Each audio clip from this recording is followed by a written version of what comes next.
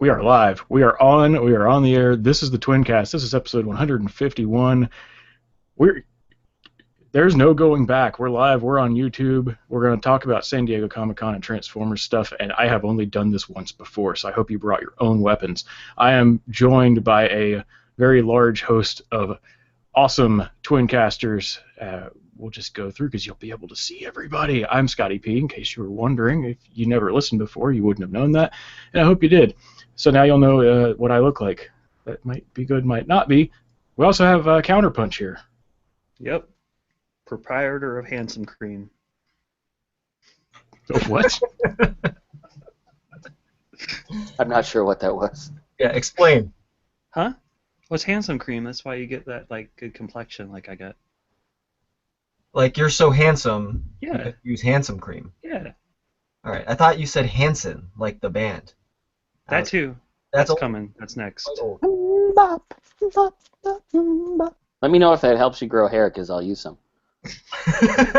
All over my back, man. Like veritable forest out there. Yeah. Oh, and also someone with hair on the show is Rotor Storm, Claire, joining us. Hello, everyone. And I know we had Ari Megatronus had chimed in there a little bit. Hi, everybody. That was Devastator. Yeah, well, I like him. He's so last year. I know. It's all I got. All I got right now. We had with the Bopping, that was Tiger Track. Hey, I'm here repping the D. Also, this is our little, this is the Twincast guy. What's up, dudes? I'm here too. Twincast. It's Twincast. That's the name. That's the name of Blaster's Head. So we are Blaster's Head. And Rodimus Convoy 13 is also on this evening. Hello. How's it going? It's going great. At some point, I'm going to randomly try to call Ryan because I think he's at some Hasbro party right now, and that might be hilarious. He might not pick up also. I guess we'll just have to find out. But let's just dive right into things with the stuff that everyone was looking at days ago, and I guess we were hoping for a little more in between, but we've had some time to digest it. Big thing probably on everyone's mind is some of the new Titans Return stuff, like that Voyager Megatron. I guess we'll start there because it's arguably the biggest reveal for toys in the show, right? Maybe? It was the biggest, like, overt reveal rather than kind of one of those covert things. I don't know. The foil sticker is weak. That was my first impression when I saw him. Yeah. I've seen a lot of complaints about the lack of silver paint on him because we got the Combiner Wars one that was all nice and shiny. But I was looking at my Henkei Megatron just the other day and noticed that he's pretty much dull gray in most of the places. So it'll be interesting to see what this looks like in hand when it's not under some really bright, not so great lights that make it kind of washed out. So I do agree that the stickers are too shiny for that drab gray, but I don't think it's going to look as bad as some people think it's going to. Oh, it'll probably be fine. The biggest thing is that the gray will probably be a little light for a lot of people, or at least it's light enough where it has the potential to be kind of plasticky and has that sheen. I'm sure whatever happens, over on the Pacific side of things will be darker, if not silver. But I think that the mold itself looks pretty good, all things considered. He's Blitzwing, and now he's Megatron, so it's okay. The head's really nice. I like it. Yeah, it's a good head. I also realize it's probably going to be similar in color to RID Prime Megatron, or Prime RID Megatron, the leader or the Voyager. That was pretty just a dull gray. So. Yeah. I wonder if the little pylons or whatever popping out of the side of his head is similar to the way that Sentinel Prime / Astro Train, you have to like push it down or something like that, or if that's a permanent feature. I'd like to see how that guy is going to transform, or if that's integral to the transformation, because it's a weird little detail, unless it's going for like Super Megatron, that like kind of obscure Japanese dude. Which would be awesome. Which would be awesome. Mike looks like he wants to say something, so I'm not going to jump in here for very long. I think it's the same gray as the stuff that's on Power Master Prime and blaster, so it doesn't look. I mean, those guys look pretty good. It is somewhat more transparent than I initially thought it would be, kind of thin. So maybe it's a little less so. Maybe it'll be a little lighter, and I don't necessarily think a little lighter would be better. I think I actually prefer it to be a little darker. I'm hoping that Takara Tomy is going to kind of chrome this thing out. And yeah, I don't know if I'm going to get this one. I may get it just to experience it, just because I'm having a lot of fun with the Titan Master stuff. But Blitzwing could come, or Flywheels, or who knows what thing they might come up with on their own. Another double dealer. Hopefully Flywheels. We don't have one yet. Except the head. We have a head called Skytread. Yeah, it's not the same. Like most of the time, the first uses of a mold these days aren't the best one or the one that it was like really planned for. So I think Blitzwing or Flywheels is going to be the better incarnation of this. Like I saw a few pictures, and the first one I saw, I actually thought he had like asymmetric arms, but it just looks like part of the tank tread hadn't been flipped out on his shoulder. I mean, the proportions I think are a little weird looking at it straight on. It's got like a really long torso, and I'm wondering if just something else isn't transformed right in it. I definitely think it's going to be one of those figures you pick up and it has a tactile feel that you either like or don't, because I think it could be very thin. Like, I think if I picked this up and it felt as light as Sentinel Prime, that I'd be kind of frustrated with it. Yeah, the proportions are a little strange. I mean, the fact that you have that noticeable gap between the lower torso and the upper legs or the thighs is a little weird. It seems a little stretched out. But again, I think that's more looking at him straight on rather than how it actually is. I think it'll be a little nicer proportion-wise in person, especially if you have some like up or downward perspective. I don't think he'll seem so awkward because the limbs seem to be okay. As the picture I've looked at the most, it's sort of kind of coming in where you're seeing him from the top, like you're walking. He's down on a table in front of you, and you're looking down at it, and it looks really great that way. Fun fact about this Megatron: the first few pictures I looked at, I didn't have his arm fusion cannon over the front tank cannon, and I actually had thought they gave him a little stubby tank cannon. Oh, me too. So funny. I was like, oh, seeing the arm cannon gave me more hope. I'm glad I had that initial negative impression so that I could be brought back up and become a fan of this guy. Well, especially if they did flywheels, like a scavenger's kind of flywheels, that would be kind of appropriate. Like, he's just so bad at everything. His tank cannon's not even right. Well, I think like one thing that's kind of striking about this is how the universal Titan Master size, like those heads, without some kind of cap coming over him, it makes his head look too small. I think that's what's throwing me off as I look at more pictures. I agree. That was the one thing that really stuck out with me. Is like his head looks a wee bit too small for the body. Yeah. Especially with how elongated his torso is. Right. Like just something looks off. It's like his proportions aren't internally consistent. And like when I don't know if my camera, like I'm like making this motion, like. I don't. Would you rather have that or Galvatron football helmet, where his face is set back from the helmet? I mean, I know that's an easy modification. Galvatron football helmet. You know, I think the problem with that, actually, let me pull it up right here, is, since we're slightly off topic at the moment, I think there's too much material on the inside of the helmet. Because like if you let it get flush to his face, you can actually push the helmet back a little bit more. It's like there's too much stuff inside the mask, and if it was a little bit thinner, it would spring and be a lot tighter onto the face and not look as incorrect. But that's as far as I'll digress. You can digress all you want. It's not that, It's probably more interesting to talk about stuff we have than these imaginary things we don't yet that are sitting in San Diego. That's all right. Yeah. Anyone look at the way that the arms or the shoulders are connected to the body and hope that it wasn't yet another wonky way to connect the shoulders and the body, a la Leader Class Megatron from Combiner Wars? Because it looks it looks sturdier, and at least it looks more substantial visually. I don't know about structurally, but I can't help but look at it and think that I don't know if that's going to end up being a weak or strong, or it just looks iffy to me, and I'm very unsure about it.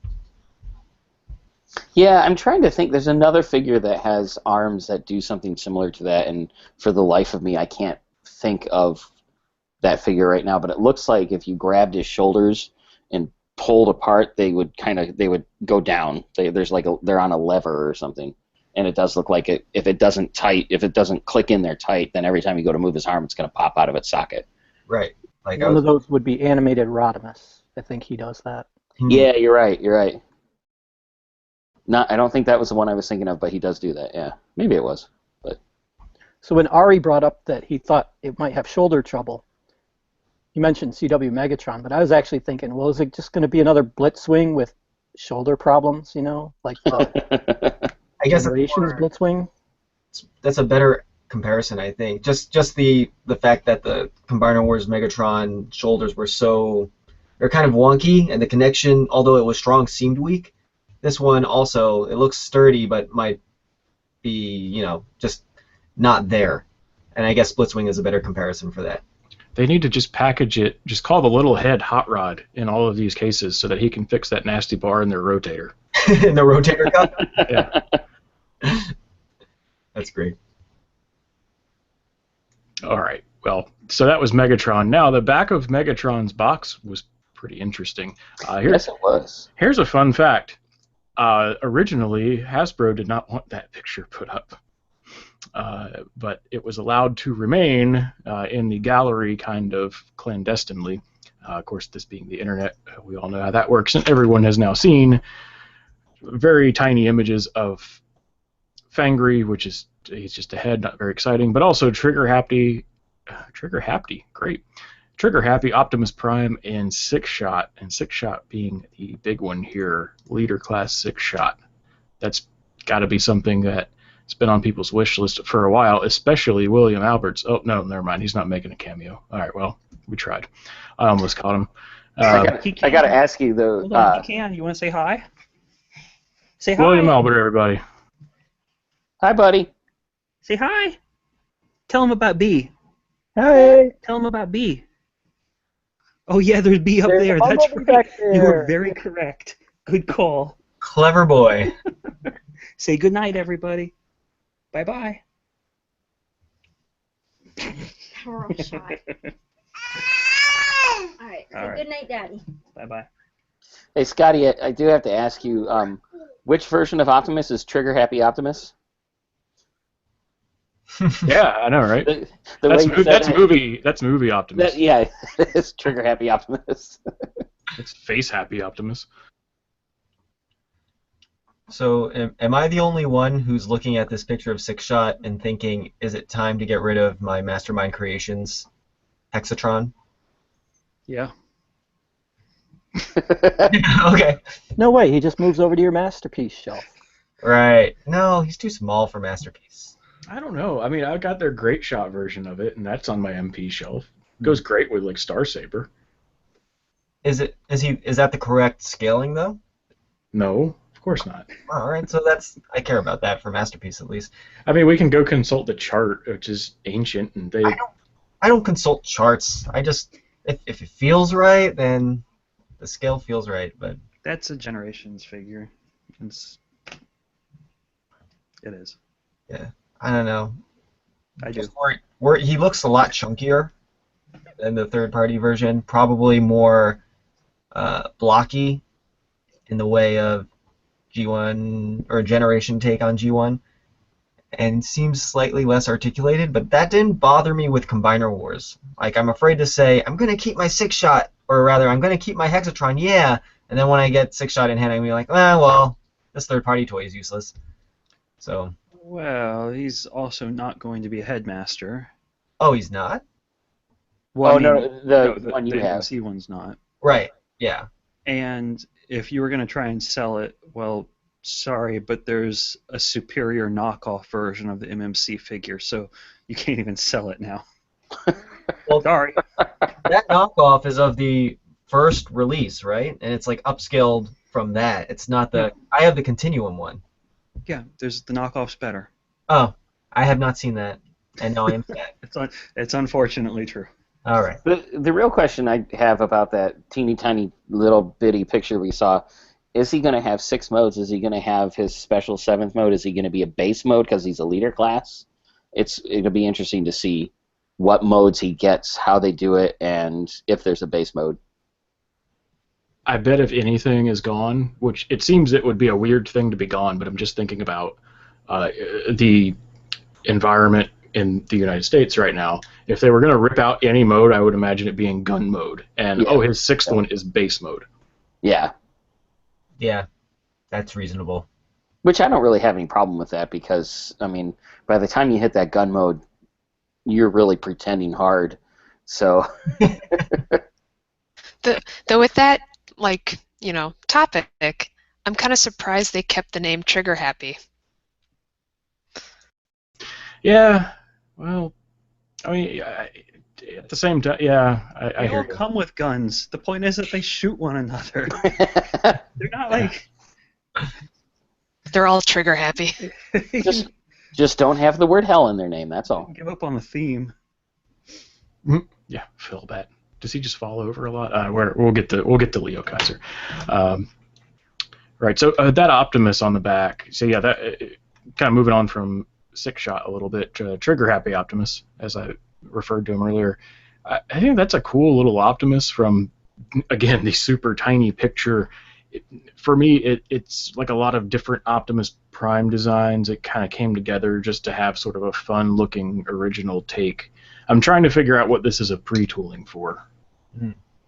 Yeah, it looks like it could be like a G2 Laser Prime, but it could also be, just I don't know if it's cab over engine or if it's more like the movie Prime, that kind of thing. But I'm kind of excited for it just because I wasn't a big fan of Combiner Wars Prime, mainly because they didn't fix his hips, and then we really haven't had another Prime since Classics that's not Power Master Prime. So I'm kind of looking forward to a new Voyager Prime. I'd be happy for a Scourge, because it kind of has that, like, his shoulders are the same from the 2001 RID toy. So. Pre-tooling for Clench, calling it now. G2 Clench, huh? Oh, I like that idea. I like the way you think. You should come on my podcast. I like the cut some of the other things, I think. Yeah, Sure. Okay. I don't know if it would replace BotCon Clench, because I really like that guy. The Onslaught mold, the Universe Onslaught mold, is one of the molds that has, aged well over time, in my opinion. That's a good one. That is a good one. Yeah, Scourge, I would be shocked if we don't get a Scourge out of this. Legends EX figure or Platinum Edition something or not. Even just a Black Convoy, we know that'll happen at the minimum. And isn't next year, or this year is the 15th anniversary of RID, isn't it? Yeah, 2001. Everything's the anniversary of something these days. I know. Yeah. RID needs more love. All right, how about obscure stacks? Really, really obscure. G2 never had anything updated. I don't know. Is that one of those European, Powered Master? Yeah, but it was also a US release too. But it's one of those Powered Masters, those pullback ones like, who's the motorcycle? Bullet Bike? Yeah, those didn't I know who you're out talking there. about, but and there was another Ironhide version that was like a Hummer. Yep. One of those things. So I don't know. And then there's always Micromaster characters they could, go to, like Ironworks or something like that, probably. So, yeah. But I'm sure the obvious ones are the more popular. But we also know that they're not always going for the most popular or obvious ones. They're throwing stuff to fans, long-time, deep into it fans. The In Too Deep fans. Yeah, that too. Those are Genesis fans. As I've been looking at these figures and some of these ideas that are coming up, and kind of like, do I want this? Do I need to buy this? What am I going to do with it? I think the thing that's been bugging me is that there's no connection to any real fiction for them yet.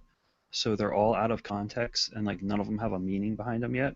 I mean, yeah, new toys are cool, but it's always better if there's some connection to it. Like if San Diego Comic-Con had been them saying, we're doing Titan's Return, but we're also going to do this entire line of More Than Meets the Eye figures that are slavishly accurate, we'd all be like, yeah! But that's not happening. But that reaction would come from the fact that we care about that book a lot. So without any connection to the comics or the show that's coming out, which the new show's Combiner Wars, it's not even Titan's Return, I'm left like, why do I want this aside from the fact that it's a cool figure? Like, I've got better Optimuses somewhere.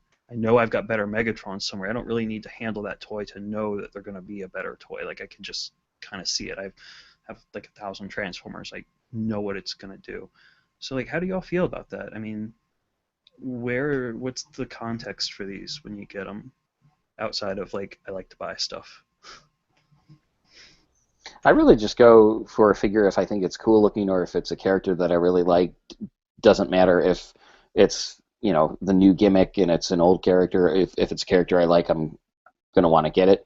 And I just kind of, I don't really worry about tying it back to fiction too much because I just kind of make it up as I go along. And, you know, I can easily justify why, you know, Cyclonus was a Combiner torso or why Blur is a headmaster. To me, I don't really need the fiction to back it up. I'm in the same boat. Like, I buy figures if they look cool. Like, the fiction really has no bearing on what I buy. I guess because I haven't been, you know, fully into the comics and things like that. But a story for the characters really doesn't even come to mind. I mean, as someone who started becoming a serious collector because they decided that they wanted all the Megatrons, I'm going to get this Megatron, right? I don't have all of those Megatrons I got originally because my focus narrowed more on a kind of line-based system rather than a character-based system. But some of it is because I think they're cool. Some of it is because I think it'll be an interesting addition to whatever cast of characters I have on display. And sometimes it's because I just want to experience or have a new tactile experience with new engineering. So it's really a combination of things. I don't think I can peg it to this, that, or the other. It's normally at least two of those things or something else combined to say, like, oh, I need that. Also, compulsiveness? I don't know. I just like to buy things. Yeah, that's you know, as good a reason as any. That's what I like. To a point that you hit on, you know, the other than I just like to buy things part, which I am extremely super guilty of to a massive degree. You hit on that point of having a new tactile experience, and for me, it's a transformer. It's a new puzzle. So if it's a new mold at least, even if there isn't anything behind it, it's getting to experience a new puzzle, even though they're not super difficult puzzles for the most part, especially the stuff that would hit mass retail. That's a big part of it. And another is sometimes it's fun to come up with a story in my head for these if one doesn't exist. Like, what planet are they from? What cyber key should I shove up their butt to say they're from whatever planet? Or what energon weapon do I give them? Or what arms micron will they work with? Who's their minicon partner? What subgroup we've never heard of or are they a part of? And it's not stuff I would want to go and I'm not going to write fan fiction about it or anything, but coming up with a neat little headcanon of different things for characters that don't have a lot of background is pretty fun. Sing the imagination song. Imagination. No. It goes imagination. Yeah. What is that from? One of the greatest episodes of South Park ever. Because as soon as you say imagination, my mind automatically goes to Figment from Disney. Oh, no. We're going to Imagination Land. It has Optimus Prime in it. It does. Yeah, I'm surprised the terrorists didn't have Megatron in that one. Missed opportunity. They had Cylons. I mean, that was pretty cool. An alien. Yeah. There's nothing not awesome about those 3 episodes. Just let's stop talking about it before we make the whole show about it. Please, good. All right, Matt, we kind of skipped you on that topic. Did you want to add anything on that one? Well, I mean, I understand Mike's point of view about, because I've always enjoyed the fictions, the cartoons and the comics. And the thing is that the cartoon never matched really what you were holding in your hand, as far as the old G1s go. And the comics, the old G1 comics from Marvel and Marvel UK, they actually did at some point do a really slavish job of representing those G1 toys until they kind of decided it's okay to take some artistic liberties. So yeah, I understand. Like Mike hammered that point in there. Like, more than meets the eye. You give us a line, we will cheer, and we'll shout it from the everywhere, Facebook, Twitter. This is what we want. We love you. That kind of thing.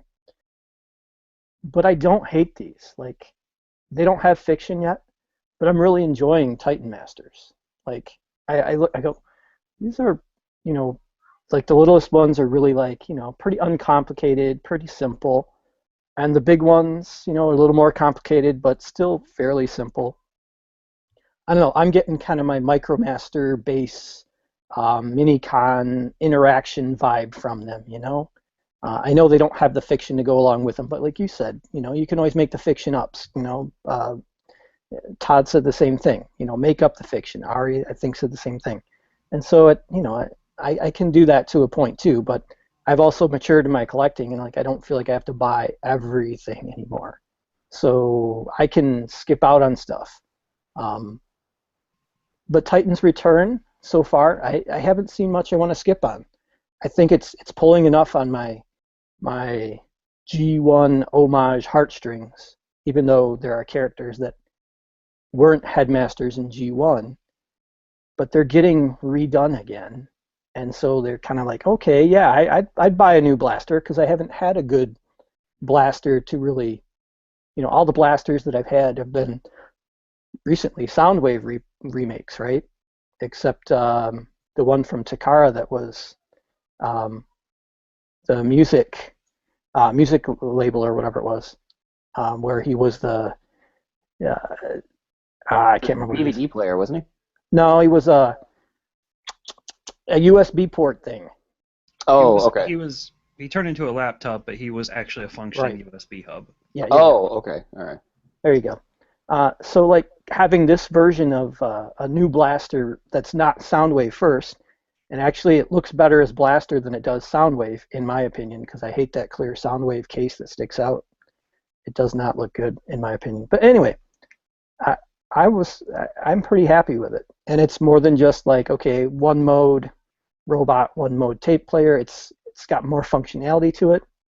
I didn't think I was going to like it. I thought I was going to be like, don't like headmasters that aren't headmaster characters. There's no fiction. Not going to like these, but I have liked them. They're fun to play around with, and enough of them are G1 headmaster remakes that they do that homage thing for me, that nostalgia thing, and experiencing some of these characters in their own new molds, like Sixshot coming out. It's going to be awesome. I mean, unless it's just like a totally lame like retool of something we've seen before, it's probably going to be pretty darn sweet. So yeah, I'm looking forward to this, and I'm okay with these toys the way they are without fiction yet. Now we are getting the Titan Returns one shot from IDW thrown in our face here pretty soon. We'll see what happens with that. And so they are going to bring it into fiction a little bit. I think it's technically out, because I think people at Comic-Con could have bought it, but for the rest of us, it's Wednesday for that I one. think you're right about that. The preview pages were good. Really good. Yeah. So kind of moving on a little bit to some of the other Titans Return stuff that we saw, and I think this still kind of plays in. We got Gnaw. We got a Legends Gnaw. That's so awesome.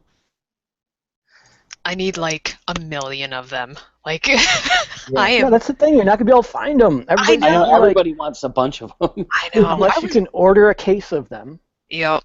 I was blown away when I saw that photo. Like how G1 accurate it is. And that's the one thing, Matt, that I totally agree on with like the Combiner Wars and Titans Return now, is they satisfy that nostalgia in my head. Whether it's, who cares if this character is now a headmaster, it's just when they're fully combined or when they're in robot mode or, vehicle mode, whatever, you still in your head picture that G1 toy. Have you seen some of the like stuff that people have made out of them? Like Alligator Megatron? Sorry, Megatronus. You're on next. But like somebody customized Alligator Megatron using a Megatron head from Galvatron and the body from Skull Smasher, Cruncher guy. I saw that. That was pretty cool. I mean, it's That's great. awesome. Yeah. So it's pretty easy to customize a head swap there, right? Yeah. Yeah, unfortunately, my mantra lately has been, buy all the things. And it's really bad. Like, I walk into the store, and of course, I haven't been able to find anything new lately, but I walk into Toys R Us, and if there's Titans Returns, I'm just like, oh my god. And I run over like a little kid, and I'm just like grabbing stuff off the shelf. I'm like, and to a point, I'm like, it really does make me feel young again. Like that excitement of seeing these really cool looking figures on the shelf. I get that too. I love the in-store experience. I'm definitely an advocate of that. And I'll wait to buy things until they're in the store, which is screwing me over right now with Skylinks, although I still have a lifeline with Ross and TJ Maxx, which I visited today with no luck, unfortunately. But back to topic.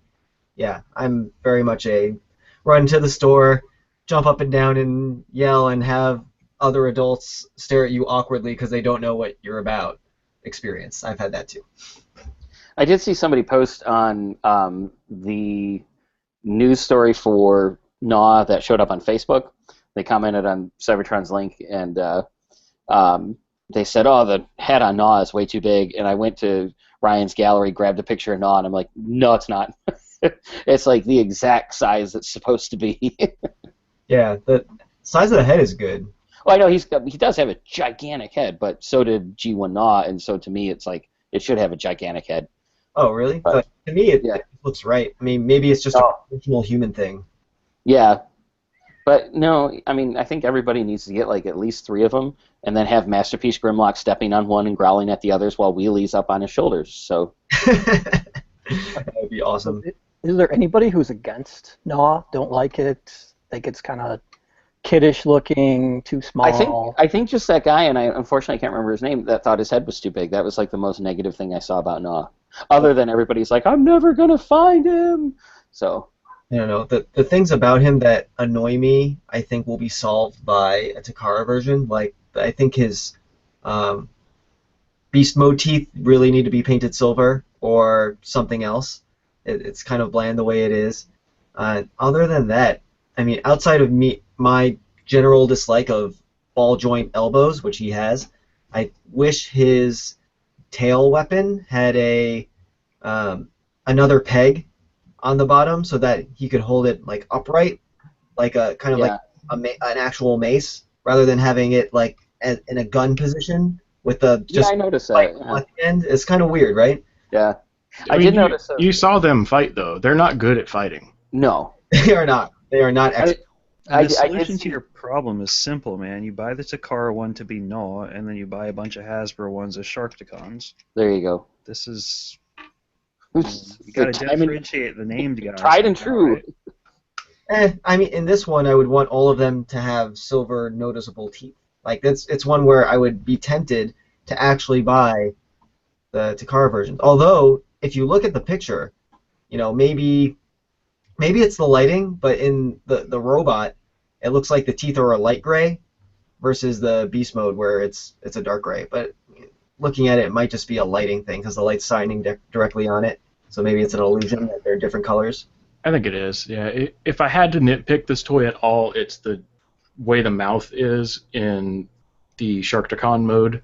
He kind of has his lower jaw, and then it stops, and there's like this big square gap, and then he has his inner jaw, and it's a little bit smaller, and it's a complete nitpick because I think it looks great. But It's kind of like the problem with Crazy Bolt, like how his jaw's not quite right. Yeah. Yep, just a little bit askew. But I'm really happy to see these, and it kind of goes back to if we just got a random Shark Troop Transformer, no one would care. But because this is Sharkticons from the '86 movie coming at us in a reasonable price point where we can go and troop build them and have a bunch if you want, and you don't have to if you don't want. That's what makes it really cool. Matt, Just pointing out all that fiction that didn't matter is like the impetus for everything you care Right. about in buying this toy, by the way. Well, Yeah. I do have to say, I like that the beast mode head looks like it splits right down the center.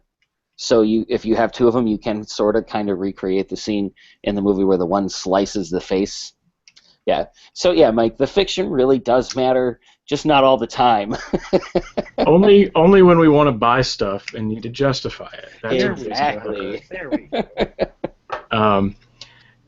Yeah, I'm thrilled with it. I will say this on the Troop Builder thing, and we're going to move on to another toy, but Viper was pretty hard to come by, right? Here's a Sharkticon. All right. I only found one. Yep. Really? I was able to get 4, and that's about all I saw. I think I bought each one I saw, and there were 4. But that was when the Times Square Toys R Us were open, and they had a lot of stock. So I feel like if you weren't in a situation where you were in a huge store, you'd be out of luck. Well, also, Viper is a niche troop builder.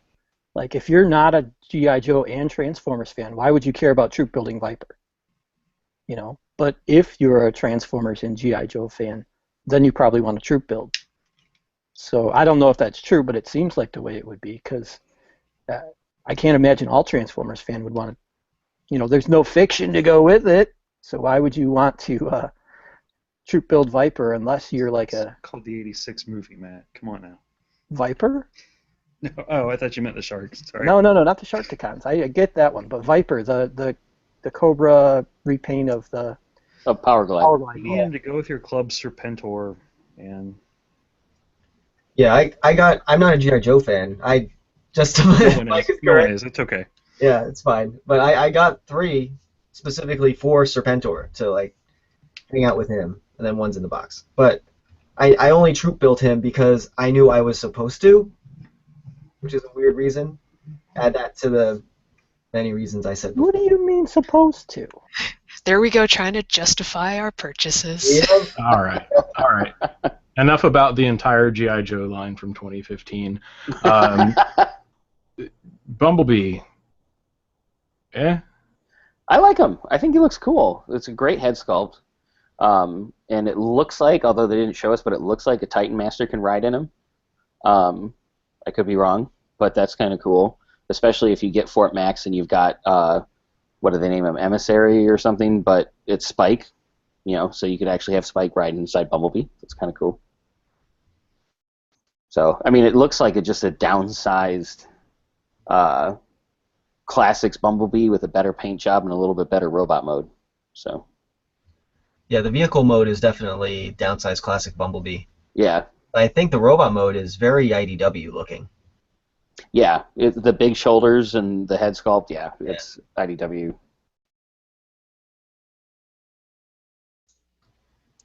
The only thing this is probably one that I'm going to hold off until the last moment, probably when it's on clearance.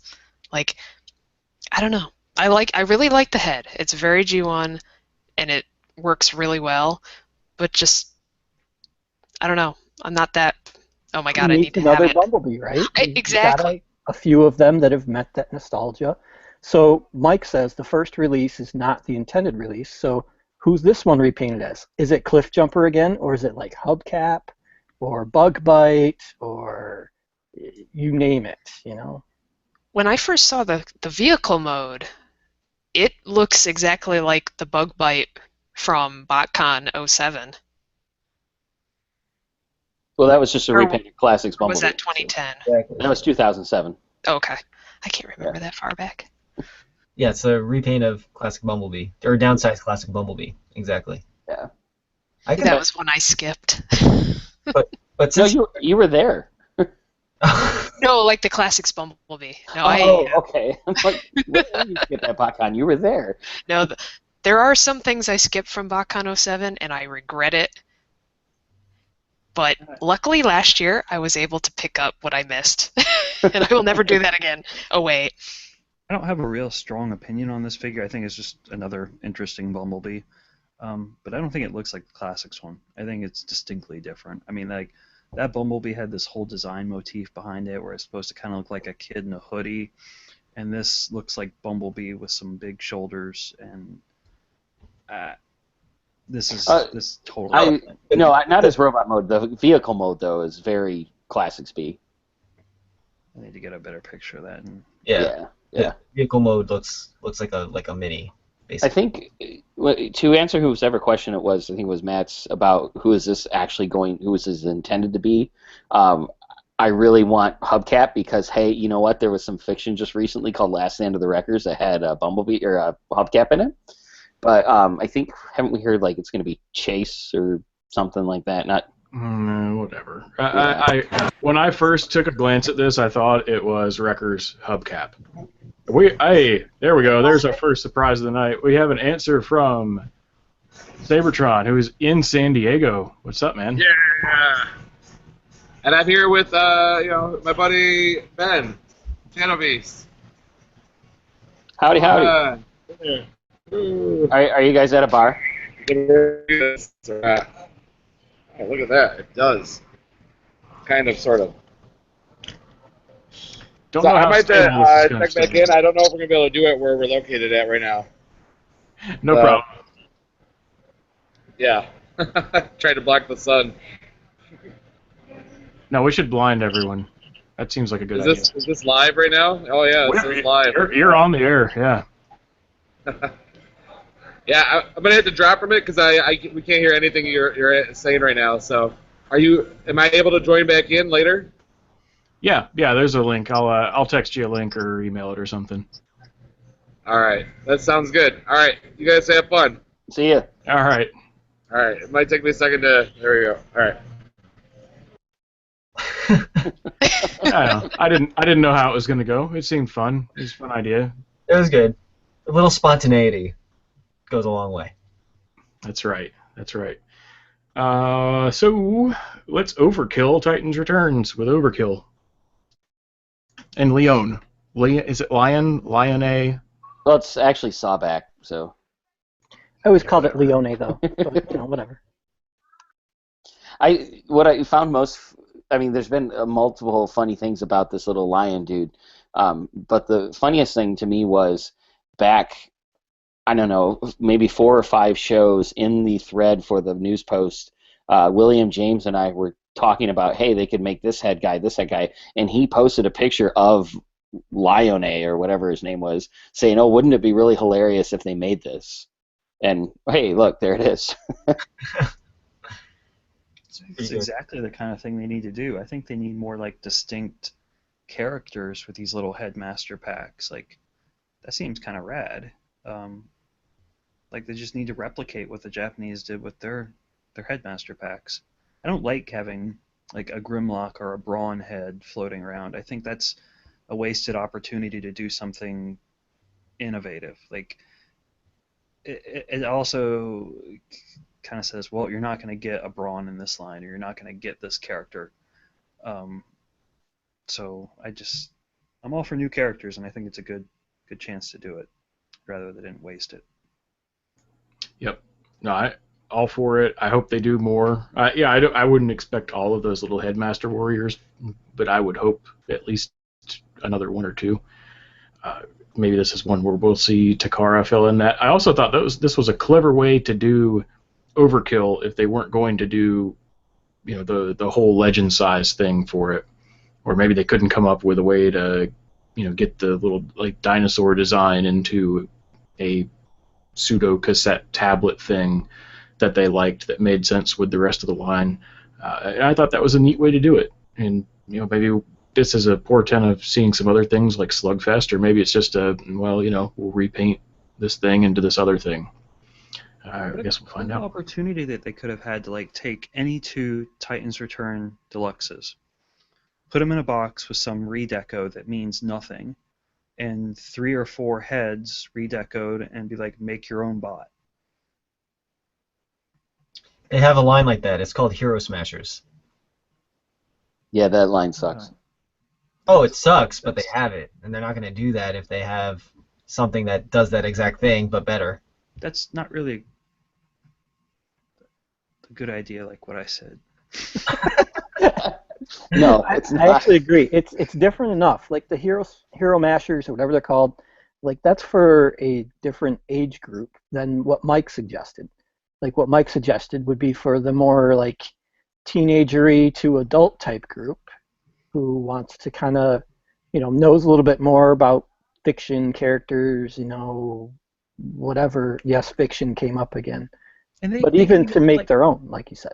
Yeah, they could even do like a correct version in the pack. Like do the Skull Cruncher redeco, put the Megatron head in there, and be like, you can figure this out, or you can just mix and match however you want it to. They wouldn't do that. They would do like Skull Cruncher with like 4 unrelated heads, and then in a different pack, like the highbrow pack, they'd have a Skull Cruncher head, so that you'd have to buy both. That's what they would.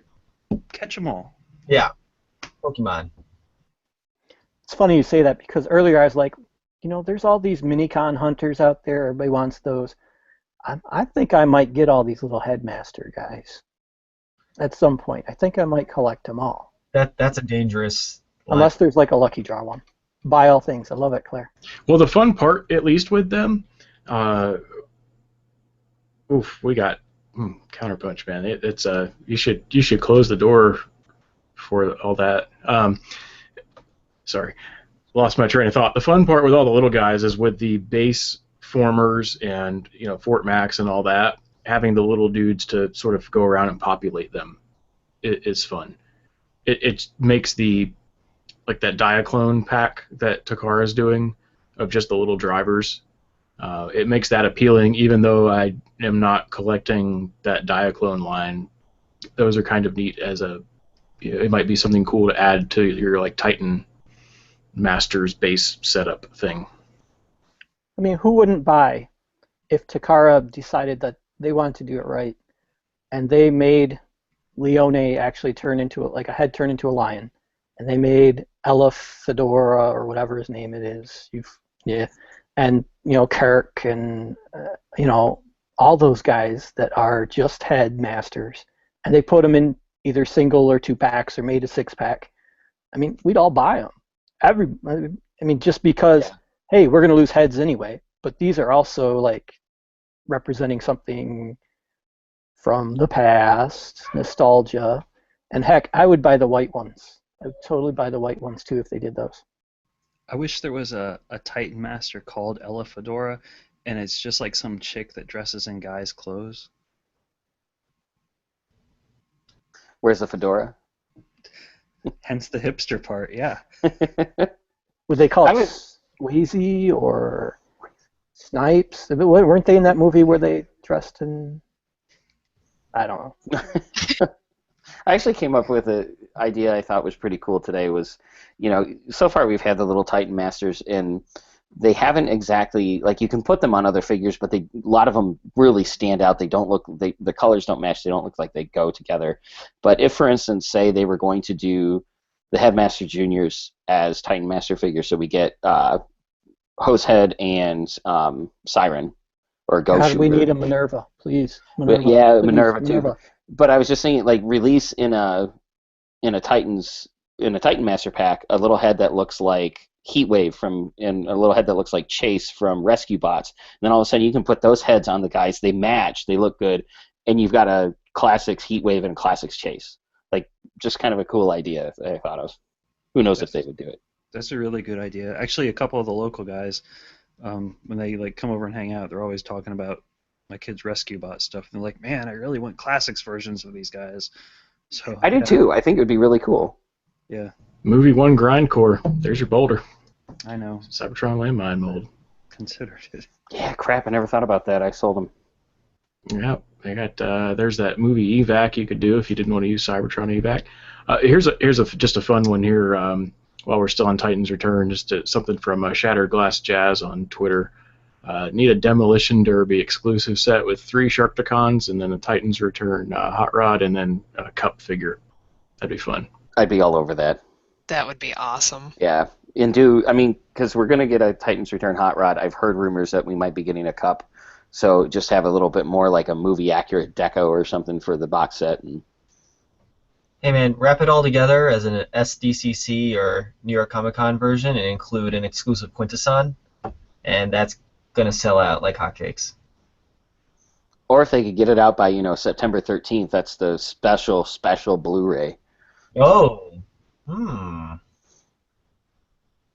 That's what the Autobot Heroes set is for. Yeah. Which, speaking of wreckers, funny enough, you could replace like Magnus with Guzzle, Minimus Ambus with Verity, and Blur with Impactor, and it would be like instant sends the wrecker set. I'm like, just replace this. It's only half the set to replace. Replace all the figures with these other figures. Sometimes something sounds, it makes sense until I say it out loud, and then I go, no, all right, never mind. It's most of my job through the week. Anyhow, so kind of moving on here, we have... Hey, let me interrupt. There's Wonderfest news. Looks like there is going to be a black version of that TAV Deluxe Minicon Prime. I don't know what they're calling him, the Power Surge one. Can you Yeah, I'm share getting your it screen right real now. quick? Yeah. Or a link, or... I don't know if the screen share button works for you. You could try that. Show it to everybody. Yeah. So he'll try to get that fired up for us. Yeah, I was just searching for a little bit. Cheetor in color is out there now too, I think. In living color. Yeah, MP Cheetor. Let's I'm see. looking forward to. So that looks kind of neat. Sorry, Not the quite. Wonderfest stuff was. I was kind of hoping it was the big one. I'm not seeing it. Yeah, it's all black. I'll use my imagination. All right. Well, we're new at this, so we'll carry on. Maybe we'll Wait, we'll. did I screw it up? Yeah, we just see a black screen. Yeah. Damn it! Oh well. No, No I big did deal. it right. I don't know what happened. Yeah, that's all right. This is all the stuff everyone gets to hear that we usually get to just cut out of things. Yeah, it's We all good. rarely cut this stuff out of things, to be fair. That is true. That is true. So the other thing that we had here, maybe for Titan's Return, excuse me, the other thing that was from Titan's Return, but it was a maybe look at the toy, it was Trypticon.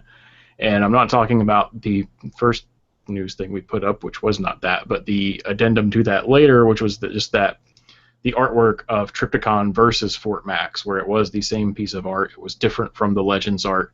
You even had, I think, a little Sixshot kind of like behind his dino shoulder. You could only see the legs, like the purple legs, but you saw just enough of the teal. That was probably like a Sixshot because the other leaders were on Fort Max. And so that was pretty cool. Counterpunch, you have a look like you have no idea what I'm talking about.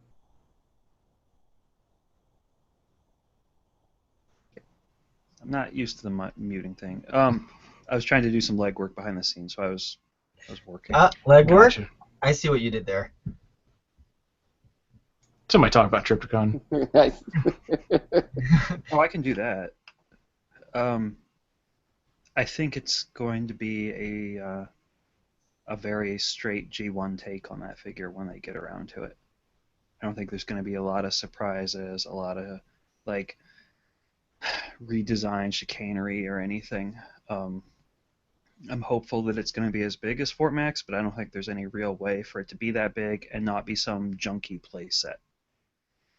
So I think it's probably going to be like a smaller figure than what Metroplex would be, but maybe not, maybe like 3/4 of his size. I don't know, but I think it's going to have a real G1 look to it. He'll be as tall. I think he has to be as tall, but I don't know if he'll be as substantial, which is a very loose definition of substantial since Metroplex and Fort Max are kind of hollow, right? Well, all I'm saying is it's easy to take like a human proportion figure and upscale it to the size Metroplex is, but with Trypticon, like not only are you going up, but you're going long and wide on that figure. Like it gets bigger in every dimension, and I don't think that's sellable. So I think something's got to give with the size on it. Well, I mean, it could be the same height, like if you stood it up. Yeah. Like you put the legs in humanoid form and put the shoulders where they should be. But when it slouches, I would imagine it would be definitely shorter, more along the lines of where Devastator might be or something like that. And I'm imagining the articulation would be more Dragon Zord than really super updated. Exactly. Like, what are you going to do, right? I mean, like, if it actually stays a T-Rex, what are you going to do? Yeah, he's going to be more G1 Grimlock proportion than he is going to be like Zilla proportions. You know what I mean? He's not going to be like a T-Rex, like how we understand T-Rexes to be today. You mean but Yeah, I thought all T-Rexes in the wild in the Cretaceous period had a base mode and a full tilt on their. I think he's just going to be more kaiju than T-Rex. I mean, I think that's what they do. Yeah, there you go. Yeah. But I really do think they lean playset on that. I think it's less like an action figure and more of a base. I mean, there's not much else you could do with him. Is that like Jungle Jim Prime from the Prime line? Yeah, but not terrible. Because that was a bad toy. Fortunately, I skipped that one.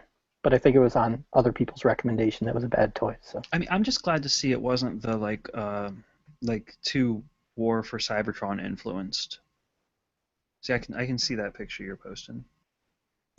Yeah, just for anyone that, since it didn't work earlier, that is the figure out of Wonderfest. So that's the deluxe Power Surge Prime that we're getting done up in the Nemesis Prime deco, much like the earlier deluxe. In fact, the legs look, it's the same parts for the legs, I think. So pretty easy for Takara to pull that one, but still very cool looking. Mm-hmm. So we can carry on. Sorry to interrupt. I was like, I wonder if this will work, and then apparently it took over the whole thing. I'm amazed anybody saw those legs in Trypticon shoulders. I just noticed them. I had to zoom in on my website like 250% to see them. Yeah, I wouldn't have known they were there until it was pointed out. So. You know what it was?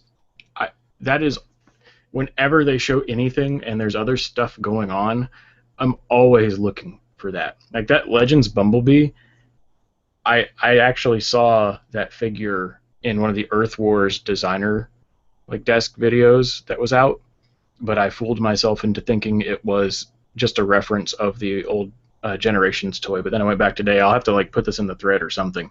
That figure was on someone's computer screen, the design for it in one of those videos, and I was like, I think there's a new Bumblebee coming. And I zoomed in. I'm like, oh no, I think it's the old Generations toy. So just kind of look for that stuff. And I was wondering maybe if it was a little tidal whale-ish at first because of the legs, because it's got that swoop on part of it. But then I saw the teal crotch piece, and I was like, oh, that's Sixshot. And the other leaders were there. I still hope they do tidal wave or tidal whale. I'm okay with either. I thought you made tidal whale reference on purpose. Is that Combiner Wars Starscream in that picture, or? I thought it was. It looks like it could be. But you never know. I mean, do you think they dare redeco that Megatron or retool that Megatron as Starscream? Is that the new Seeker mold? They're more likely to bring a redeco of the Grand Galvatron Combiner to the U.S. Well, I'm just thinking that jet mode for Titans Return Megatron is pretty Starscream looking there. If you go back Yeah. and look at that again. You're not the only one, and I talked in the thread with some people about it, and it actually would be like one of those like designer type circle things because they did the Blitzwing mold as Starscream for Right, Cloud, right? So if they do this to be Blitzwing, then they could then repaint it to be Starscream. So it kind of does a circular thing. And if it does have the shoulder pauldron things, they could do some like interesting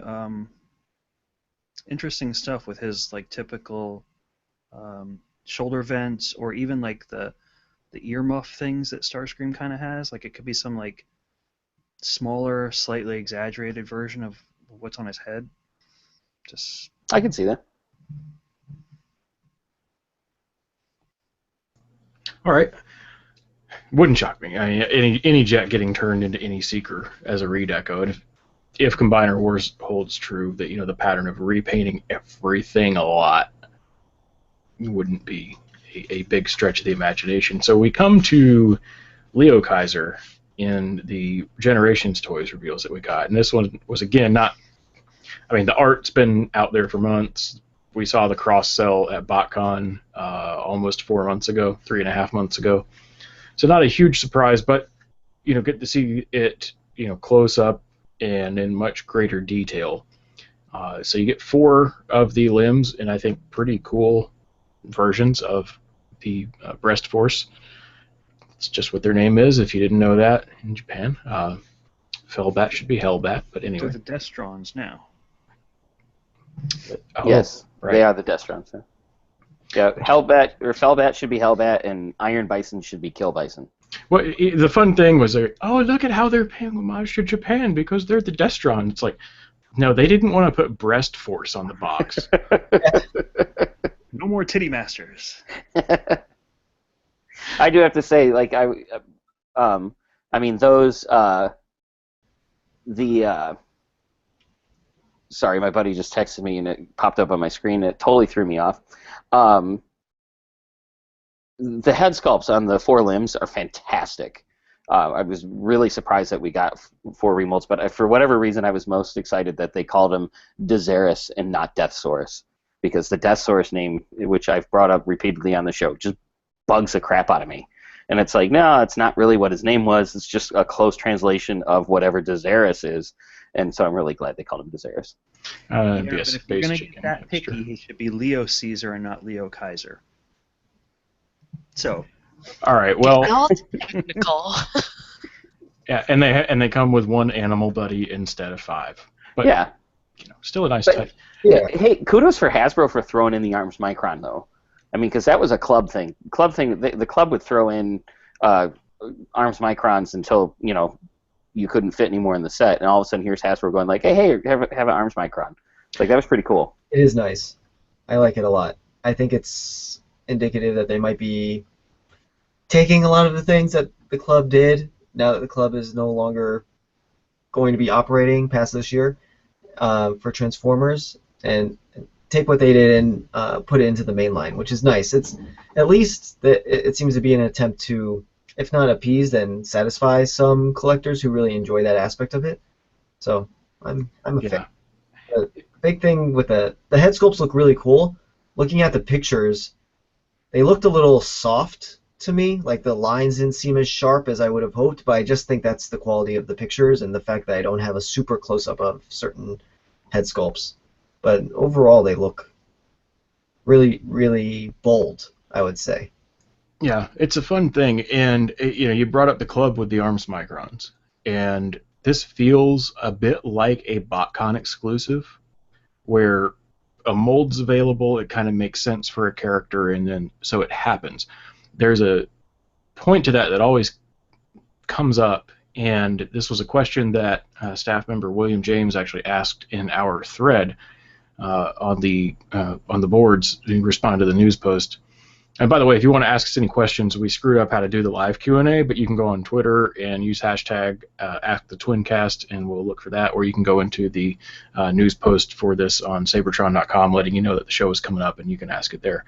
But William James 88 kind of says with reference to Leo Kaiser, would you rather a toy get done sort of half right, where you get, in this case we're saying how the limbs look great, but it's still 4 out of the 6, and they don't all have a little buddy.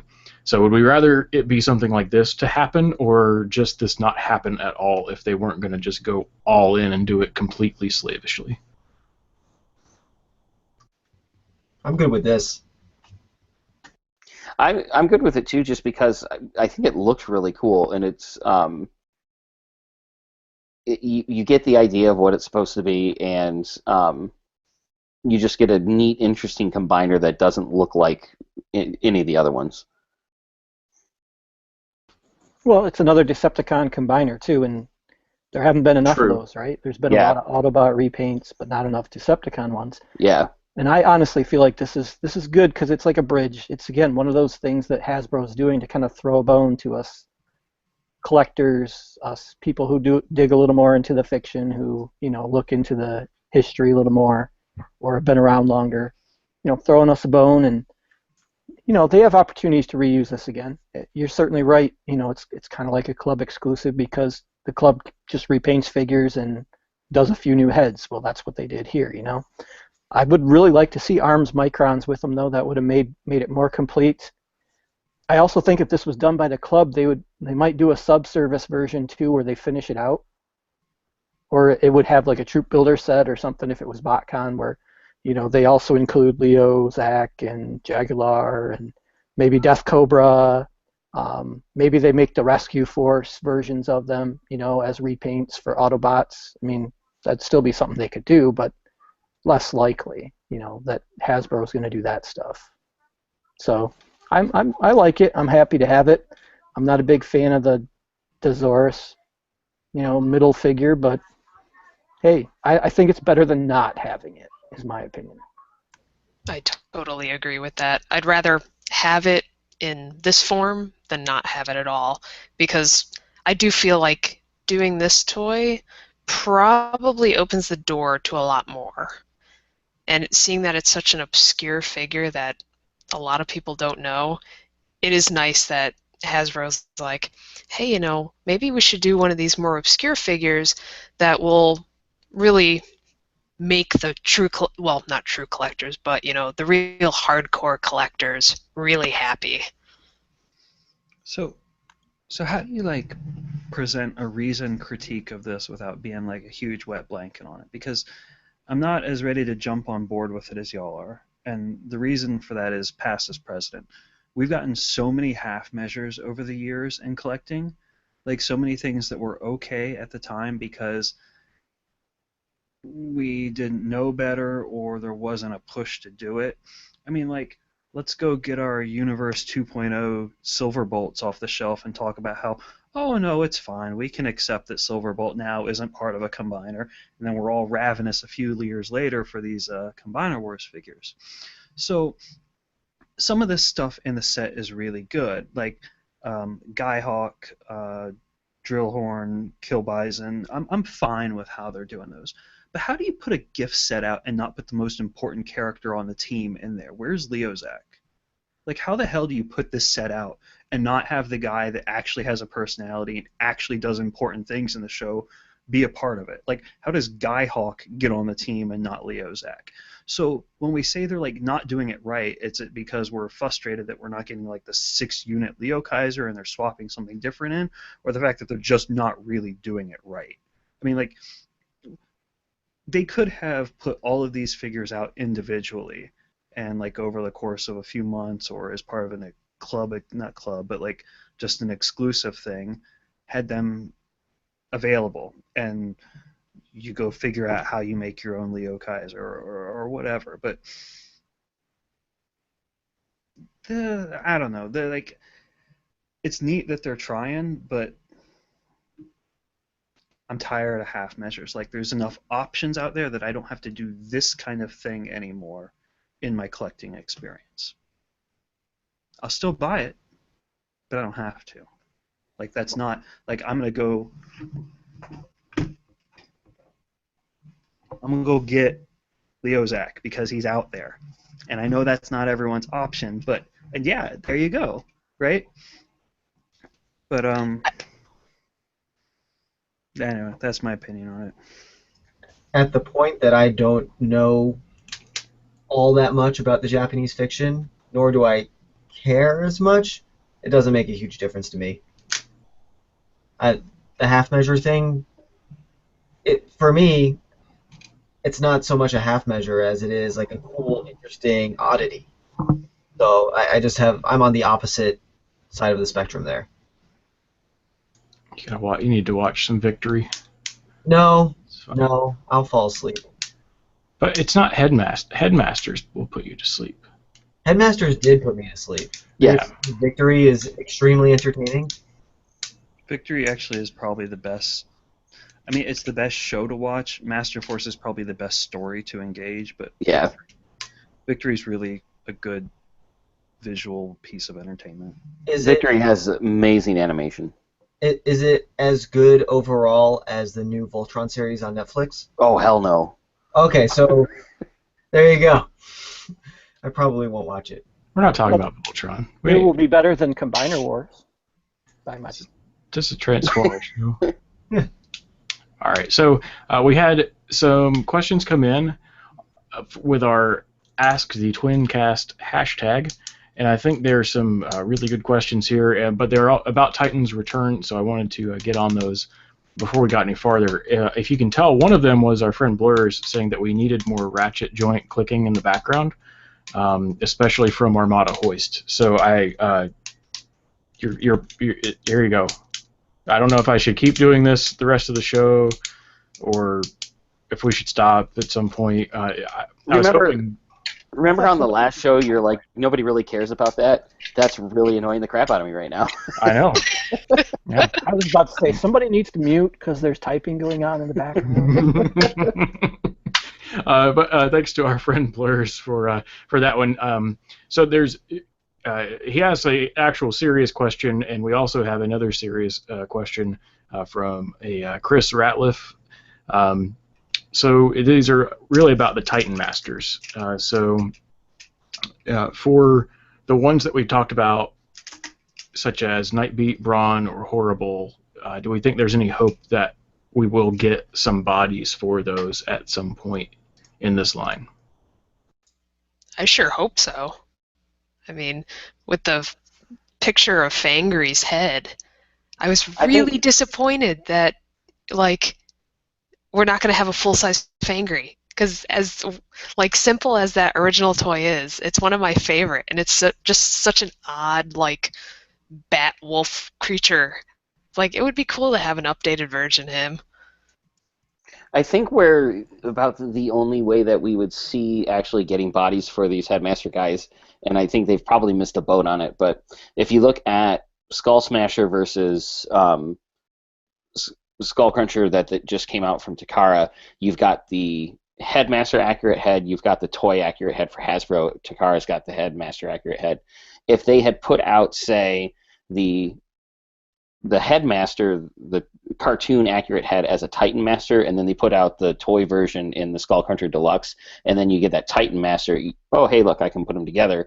So I could see it if there's a big enough difference between like the animation style of the head and a different version of the head, then yes, we might get a Horrible or one of the other guys.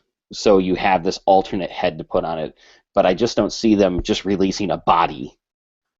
Which I really do, after reading some of the posts on the board, I really do think people expect, they're just going to release some bodies, which they're not going to do.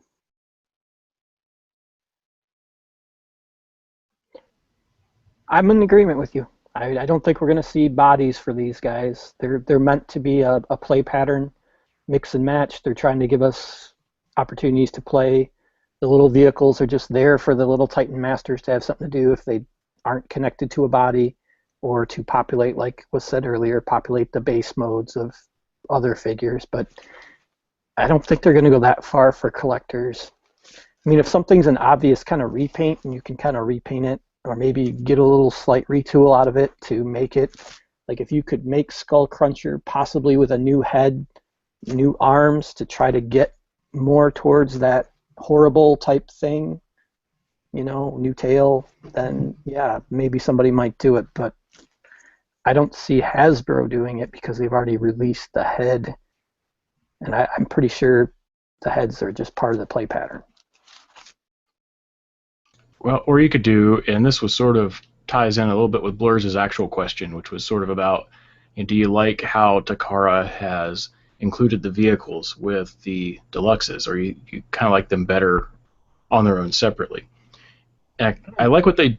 Oh, go ahead. I was going to say I don't like that at all because I don't want to pay for it. Like, I'm okay with Hasbro selling them separately to get the point up to where they can sell the heads outside of blind bags, which is the nightmare situation for this whole thing when they start selling heads in blind bags. But I don't want to add like $6 to $8 onto my Takara purchases to get that sled that I'm going to put in a bin and not care about. Because if I'm buying the Takara version, I'm buying it to be show accurate, and they clearly didn't have their little snowstorm sleds. Yeah, I don't remember those either. Well, but here's the other thing that I was just thinking about with it is, what if for these heads that we don't have bodies, they were to put out, let's say it's something where it's clearly Nightbeat's body, but it's a totally different head that's just the color scheme. Name it whatever you want, and then you would have, you got the body, you could put the actual Nightbeat head on it, and then take the other head, and he can ride around in the sled or drill or whatever he had. That's the only way I could see this realistically happening, because I don't think we're just going to get bodies without heads in any stores, in any form. I do like that idea, though, Scotty. I think that's a good idea. Nightbeat needs a new head anyway, though. I mean, the one that's out right now is horrible face anyway. Yeah. But the other ones like Grimlock or Brawn, I definitely don't really see those coming out.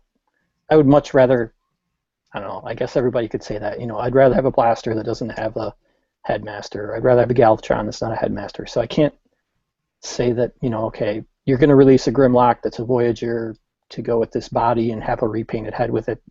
I'm not going to buy it. Sure, I will. I don't know. I don't see them doing that. But like Scotty said, that's a way around it for sure. The one thing that would disappoint me if they did go the way Scotty was talking about is, like, for instance, Brawn and Grimlock.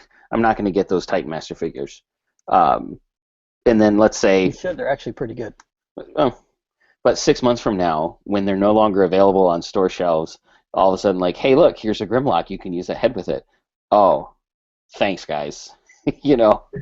So all of a sudden, there's not a head available for it.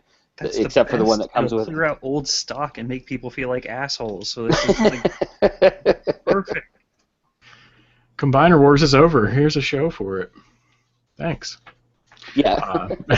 All right, so we'll move on to a couple other things. I do want to, and it's only for the second comment that I'm doing this that said, "Notice me, Senpai." A shout out to Sabrina Romano watching us on YouTube. Thanks for tuning in. Hopefully you still are, since we didn't give you a shout out until 20 minutes after you had asked for it. But anyway, I enjoyed that. So trying to look all over the place for questions while we have the conversation here. Senpai sees you. Hella quiet, girl. All right.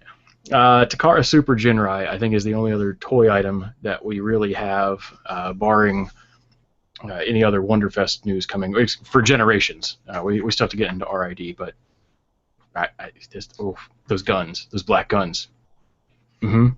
Yeah, I did notice that, and it's just like, oh, hey, Power Master Prime comes with these guns that came with Ultra Magnus, and all of a sudden you look at the Takara one, and you're like, oh, he's got new guns. He's got special guns. So I think it looks fantastic. I love the cab compared to the Power Master Prime. And just, everybody's bitching about the feet, but I think those are God Bomber connector feet, so I don't think really anybody needs to bitch about them. Isn't that what he looked like in the show?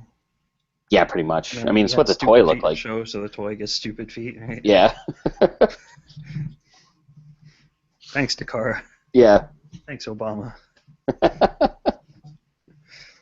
Stupid feet. He's definitely a lot bulkier than the Hasbro version. which of course I don't have in hand, so I can't compare. Yeah. But he has completely remolded arms, doesn't he? Pretty much. So the forearms and the hands, he doesn't have the crappy Magnus hands. He actually just has fists with 5mm posts in them, which is also great. Because those Magnus hands can't hold crap. But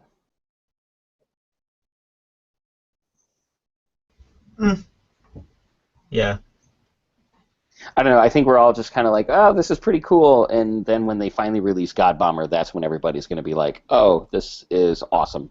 So that's the interesting part here, because if with some of the remolding they did, that isn't on the Hasbro one, how's this going to work? If they were to put out a God Bomber, who would probably almost definitely be called Apex Armor here in the U.S., first of all, is that figure going to be like a deluxe or a Voyager? Because a deluxe, it feels, I don't know. I feel like it'd have to at least be a Voyager to make sense. And then, if there's this much remolding, especially with the feet, I mean, I guess we need to see the bottom of the feet maybe to know. It'll be fun to see how that plays out if it's something that would be able to work with both of these despite the remolding. I bet it would have to do, like, if you left his legs in trailer configuration, because both feet have to tuck away one way or the other, that it would just connect to the bottom of the trailer. But in realistic terms, I think what actually happens is he doesn't add any height to the figure. He just becomes the backpack and wings and gun system, and maybe a chest piece. But I don't think he'll become boots. Gotcha. It is interesting though when you're looking at the scans from the magazine. They have the gray kind of like prototype versions next to them, and the feet are folded in, which makes it look way better. But for some reason, the comparison photo, his feet are elongated. Yeah, so it's hard to know. I'm assuming that the prototype one is just not transformed all the way, or they changed something because that's the prototype one. But well, all we know is that Ginrai doesn't become boots until later. That's the next series. Nobody. All right. It was funny because you're referencing Victory. I got it. I was just muted. I'm sorry. I was concentrating really hard on whether I wanted to go around saying like Ginrai and just irritate Saberblade. I never forgot. It is a lot easier to say God Ginrai than it is to say God Ginrai, but the alliteration. God Almighty, let's move on. Let's move on to RID. That's what everybody's waiting to talk about, right? All right. Well, we'll just touch on it, kind of quickly. A couple of points to make. Starscream. So last show we didn't even know there was a toy, and then the toy just shows up one day. And you're talking about the in-store experience. How cool must that have been for the person in Canada that walked in to a Toys R Us a couple weeks ago, saw a new mold on the shelf that nobody knew a thing about. It's just there in the store. I mean, when was the last time that happened to anybody here? I mean, probably 1997, maybe earlier, because of like Toy Fair magazine. Yeah, I have no idea. We can say all we want about like, oh, it's Hasbro failing their PR and telling people stuff, and we can say whatever we want about it, but that's still, I think it's probably really awesome that somebody got to experience that. Yeah, and that Starscream has an awesome jet mode. Like, that's a really cool looking alt mode. I think that Starscream is the mystery figure that got the pre-orders up on Big Bad. I think it was probably solicited that way to hide the fact that Starscream was coming back. His head looks a little funky, though. Looks like they took the Transformers Prime animation model Starscream head and then put a G1 helmet on it. Yeah. Which is kind of funky, but also cool. It doesn't really match the animation model for RID, but still pretty neat. I like the Warrior one, but this Ultra Starscream looks really bad. Those Like, toys his are head- bad. Have you seen His them head before? just looks like. Yeah. They're not Yeah, good. he looks like a brick. I'm assuming he's a brick. I don't know. Those like new ultra size weaponizer ones with the mini cons are just terrible. Mm. Do Yeah, people I buy haven't them? been too impressed from them, just from the photos. Do people buy them just to get the minicons? They may be, but like Bob and I aren't. Scotty may. But I don't even think they're Scotty mini- did. Oh, they're bad, aren't they? Gotta do. You know what they're better than? The Hyperchange Hero 3-steps. They are leagues better. Because they have some articulation, and they have I'm similar... So I just bought my kid the 3-step Supreme Optimus. It sucks. I don't know if that's the same line you're talking about, but it's terrible ad. Right. They're way better than those. Now, they are still kid toys. These are not Warrior class or even like the Legion class. These are still they're kid toys. They're simple. They have electronics. There's not much to them, but if you do compare them to the 3-steps of a similar size, which they're a little bit bigger, they're a lot better than those. They also cost $10 more a piece. Well, Whew. All right. RID stands for excitement on this show. Yeah. Wow. So one thing that I wanted to bring up with this is one-step bisque is pretty much out everywhere. The Legion is slowly starting to come in stock online. We have a Warrior coming. We have a 3-step coming. They do this a lot with this show, where once they do a character as a toy, here's tons of versions in these different sizes. With the Decepticons, I would much rather see, because they're all new molds anyway, I'd much rather see different characters across the sizes if they had to do it that way, rather than take a limited character here and there and make a bunch of sizes. Questions needs your attention. I don't know what that was. Yeah, I have noticed, because I saw your pictures of one-step bisque, and I know that we were getting the Warrior one, and I did just at Walmart, I checked real quick for Titan's Return today, and I saw the Legends or Legion version. So it's just like they do just kind of make way too many of one figure. So, I mean, it's nice that they're not just making way too many Bumblebees, but they do just kind of overkill on certain figures. I guess what it is there's some really cool designs in the show for Decepticons that don't have toys. And that's why it's so hard to sometimes see like 6 versions of Thunderhoof and 4 versions of Bisque when there are these other awesome characters that just one that isn't a Creon or something would be really nice to see. can we talk about whether bisque is a lobster or a crawfish? Zoidberg. I'm assuming that he's a lobster just because his name is Bisque. I've never heard of crawfish bisque, but I've heard of lobster bisque. That's fair. Yeah. Or he's a crawdad. Same thing. I know that. But, I mean, I don't know. If he was a crawfish, wouldn't they name him, like, Etouffee or Jambalaya or something? But, which I totally want a Transformer named I Jambalaya was now. going to say, that has to be the No, awesome. No, most I awesome need name ever. I need a Transformer called Etouffee. Etouffee. Like, seriously. All right, so the only person here that can just go and get some like nice Cajun food tomorrow if he wants it is Counterpunch. So y'all gotta stop talking about this. Like, it's delicious I know, it's... dishes. Yeah. For real though, I need to go to New Orleans and eat all that food. I guess seeing Mike that'd be a good bonus. Yeah. Matt and I could head downtown Detroit. There's a good Cajun place down there, but... What, you leaving me out? Oh, sorry. Yeah, you could come too. Do that before your swim to the UP for Titans Return toys. Dude, Showdown Can't set. swim to the UP, dude. I mean, you can, but it'd be hard. Just don't do it in winter. It's always winter. What are you talking about? We could maybe. I wish it is so nasty. Nasty. It's horrible. It's awful. It was like 104 in the heat today. Yeah. That's awful. All right.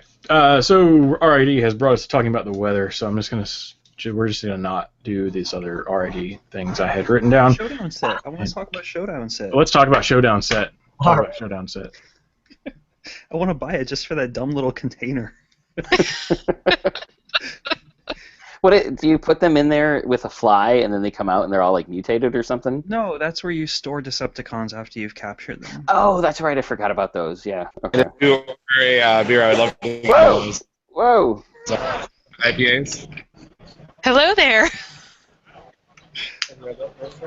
That's fantastic. That was great. Well, this is happening. What's up, Ryan? What's going on, guys? How's it going? Hey, you are on the streets of San Diego. Whereabouts are you downtown still? Yeah, we're in front of the. I'm at the Marriott, the Grand Marquis Marriott, next to the convention center right now. The thing just let out about 25 minutes ago. What thing? I'm trying to see where I can go that I can actually hear. I can't really hear you guys. Ah. I suppose I could put my headphones on, huh? I don't know. This is pretty entertaining. Just, getting that. Here's the streets of San Diego going on. I haven't been in there. Walk backwards for the pool. Did you learn anything at the event? I learned anything at the event. That Hasbro did want to reveal a lot of transfer products this weekend. I didn't understand him. Why didn't they want to reveal a lot of them, Ryan? Why did they not want to reveal? Did they tell us? Are they waiting on something? Well, I don't know the answer to that. My assumption is that it's that they this is probably go taking my phone down by where the pool is probably not a good idea. I'm assuming they're waiting for Seibertron next weekend in Asia. Like, I think that's probably what's going on. Which is, it's just changing of the times, that stuff that we're not getting. And I guess that includes reveal. Oh, I can't hear you. Can't hear him at all now. Oh, man, it did all I think we lost you. Hanging out with we got old Aquaman back there. Yeah, this is probably not. I gotta go that way. I don't know if you want to find where Jesse is. Or you want me to bring him to you? Yeah, if you guys can get me a beer, that'd be great. Where are you going to be? Inside? Probably over. I don't know. Okay. I gotta find something that's quiet. This is too fun. This is a good idea. One of our viewers is asking Sorry, if we're watching. I know we Max jumping in Headroom. the middle, but it still like derails it. Yeah, No, what were you saying, Todd? One of our Oh, viewers is asking. one of our viewers is asking if we're watching Max Headroom. Kind of. Yeah. Why what? Here, you guys keep talking. I'm gonna find my headphones in my backpack. I think that'll solve part of the problem here. All right. So If here, someone you guys else can keeps check talking, out it'll keep the nice camera view there. off Ryan's glitching video. Yeah, we'll do that. So, this is San Diego Comic Con, and there was a surprisingly, I thought, small amount of comics news out of it, but there was still significant comics news out of it. I think I was too close to the mic there for a second. Oops. So Revolution, we learned a little bit more about, and I think I'm a little bit more excited because it sounds fun. But as far as the overall plot, maybe it's a little bit forced. Did anybody have any points from the teases for the actual Revolution crossover books that stood out to them? Did anyone hear all of that? I heard that. I just put the headphones on, so. Hello. You were saying something about the IDW Comics? Yeah, so what I was saying is, from the actual Revolution crossover stuff, I'm a little more excited for, they seem fun, but it still seems a little bit forced at the end of the day. Oh, yeah. Well, my 2 cents on it is the Marvel Cinematic Universe, Marvel earned that. They did that Iron Man movie, they did the Hulk movie, Thor got his own movie. They proved that those guys individually could do well and make a lot of money, and then together they could bring them all into one movie. So they earned it. I've been saying ever since I heard about Superman versus Batman a couple years ago that DC had not earned the right to do that, and then I think we ended up with a lesser quality of a movie. Hey, we stopped and I seeing feel you like at some point. Oh, there you're back. Pardon me? Were. It's probably, There's no video of you, Ryan. oh man, that's weird because it shows video of me to myself. So Well, Yeah. we're new at this. Yeah. And you're remote. yeah. You guys keep doing your thing. I'm gonna get somewhere where I can get because I'm on my Wi-Fi right now, so on my cell data. Gotcha. Yeah, just let us know. We just thought it'd be fun to bring you in here and there. But, if you can't, not the end of the world. All right. Anyhow, And he's gone. I'll stop interrupting this evening. All right. Back to comic talk. I'm watching this viewer count. It's like dropping. Like, oh god, they don't have it together at all. Does anyone look at Rom the Space Knight, especially on these covers, and immediately think of Professor Ivo's android from Justice League? Because that's my first thought. I'm like, Yeah, I can see that. The eyes especially, yeah. It's like, that's Ivo's android. Okay, I'm down with this. Also, the Dire Wraiths, I thought they keep looking more dinosaur-y / beastie in these covers. My understanding of them was that they were more insectoid maybe, or more had... They just don't look like what I expected them to look like. That's my initial reaction to all of these covers. Otherwise, I'm very happy that Thundercracker and Buster are busting on the scene to solve mysteries and such. Yeah, see, like I don't have that JLA experience, but I do know Rom from the past a little bit because I used to read 80s Marvel, so I had the solicits, the cross solicits, and so forth. So I knew what he looked like, and after we did our show where we did mostly comics and we started talking about, and Rom everywhere, I started to see it, like his face in the back of cars, it was everywhere. So the design is not like necessarily the most unique design, I would say, out there for a robot, a humanoid robot. It also has similarities to like a Cylon minus the woo, woo, woo, woo. But the Dire Wraiths, yeah, they're totally, from a person who's experienced Dire Wraiths in 80s Marvel, they're not at all what they were. They're way too and again, they can morph shapes, so sure, but it's not what I was expecting either. So They seem to be very Skrull-like in their characteristics and purpose.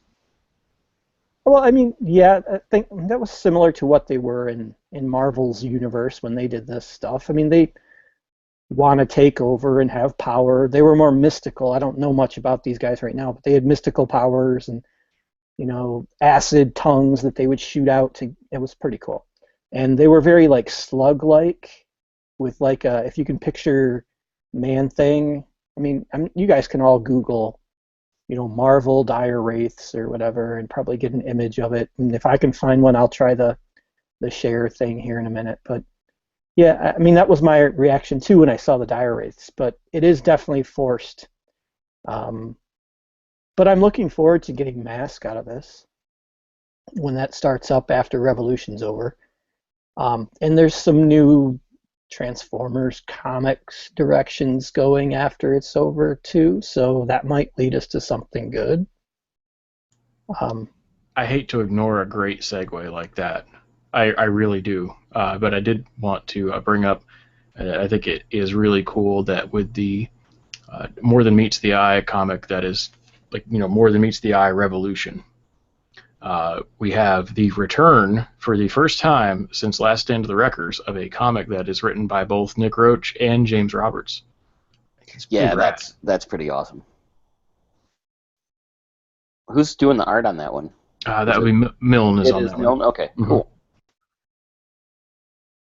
And it's about the scavengers. Sweet. I hope Grimlock's in there too then. I might be Grimlock's given. story gets straightened out. Yeah. He's being saved for something, which is pretty much his entire IDW run so far in a nutshell. And this is going back. I mean, even in Maximum Dinobots and Yeah. other stuff like that.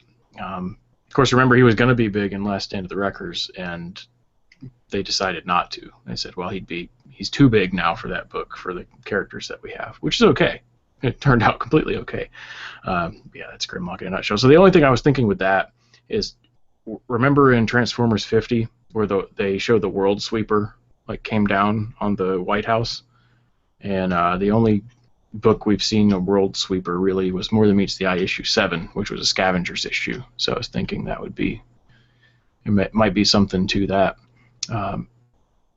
But yeah, we'll see. I thought that was neat. I'm really, really looking forward to that. Matt, I think you're trying to show us a Dire Wraith, maybe?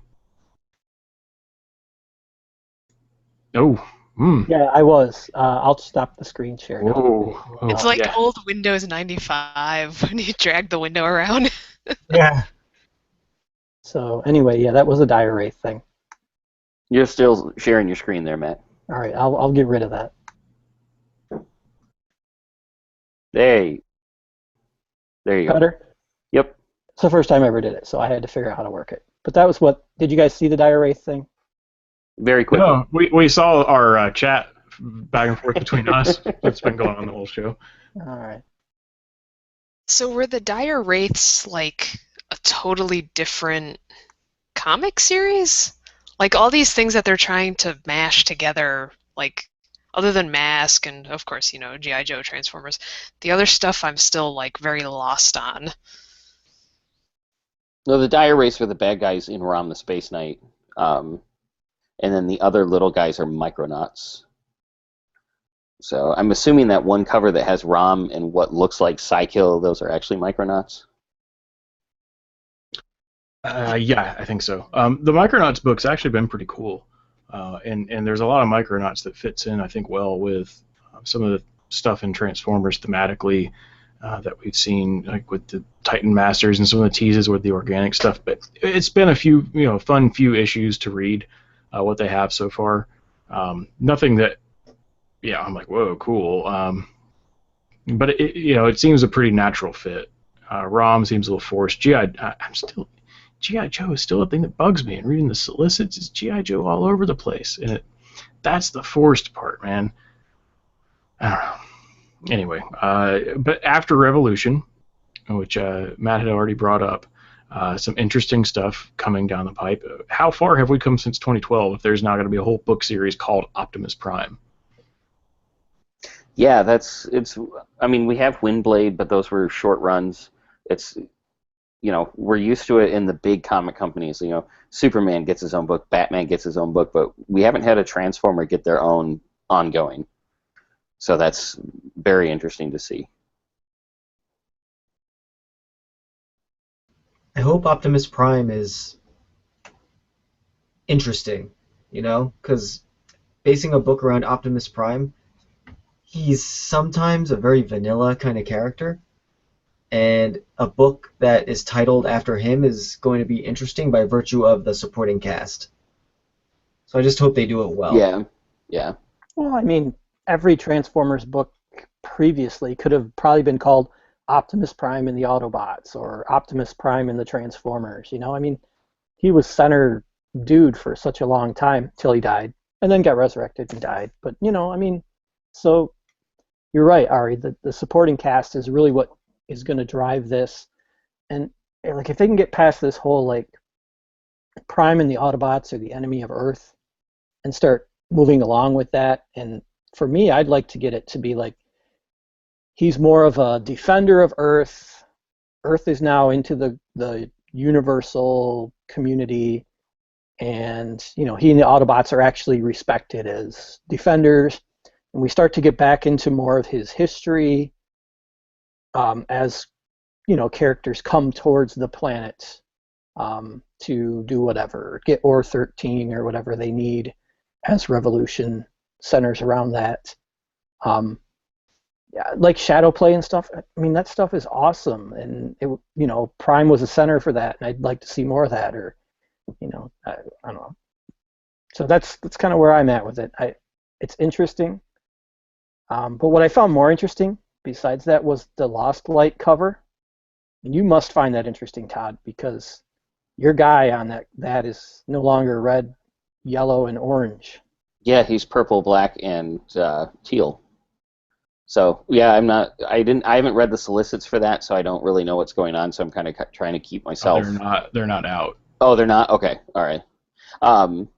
Going back to the Optimus Prime for a minute, what I think is kind of throwing me about Optimus getting his own title is the fact that he really has not been, except for like the last few issues of Transformers, he's not been the star of the book for 2 or 3 years. I mean, he's had way less to do in the book than he ever did before. And so he quit the war. He went off as Orion Pax, and we just got to know everybody else. And their new main characters came to the forefront. And so it's odd. It's going to be weird to all of a sudden have a book again that's all about Optimus. I mean, if it's about like his coming to terms with becoming autocratic, might be kind of good. I mean, if it's actually him making hard choices that have to skirt like the moral line that he's taken, that could be interesting. And if he's like starting to look at himself and see the similarities with him and Megatron, that could also be good. But I don't know. You can't just have like Prime's less a character and more a thing. Like he's more an ideology in the book. And when he is a character, he is the like quarterback on 4th down when time has run out, throwing the long bomb and making it happen. Like he's the guy that comes in and does the superhero play. It's got to be like internal and close to the vest for it to be a good story. No, I'm right there with you. And that's what I hope they're doing. The other thing I think we're seeing, you call a book Optimus Prime, you get 6 issues in, or 3, not selling how you wanted. All right, let's call it Jetfire now. Same book, same story, same thing. You get back into that more of the infiltration, escalation, maximum Dinobots, spotlights here and there. Would not shock me with Tipton, because what was he over the last time he was the editor? It was a lot of quick hit series. They weren't really ongoings. I might be misremembering that, but Tipton is now the editor of that kind of universe over Barber, because Barber is just writing, which, hey, congratulations to him. We found out today he's getting to write a Marvel book, which I think is most likely what had a lot to do with that. I forgot which one, because I don't keep up with that stuff. But it's Punisher and somebody in some kind of crossover that John Barber is getting to write. So congratulations to him. But that might be kind of what we're looking at here. And getting into the whole relaunch thing. So apparently, and this confused me because I didn't see a lot of it, but I saw a lot of people saying they saw a lot of it, which makes me wonder if it even existed. But so with the name change to Lost Light and with the preview panel that came out, so other than the stuff around Alex Milne, which I don't want to get into in the show because I don't think it's interesting. If you do, you can go look all of that up on Twitter. So other than the Jack Lawrence, Alex Milne stuff, what was everybody so pissed off about? As far as I know, I saw people upset about the numbering of the book, saying that, well, why can't it just be more than ECI and we continue with number 57, 58 all the way up to 100? Where it's like now they changed the title, so now it's a different number 1. Yeah, because it is technically a new book, so it should start with a new number 1.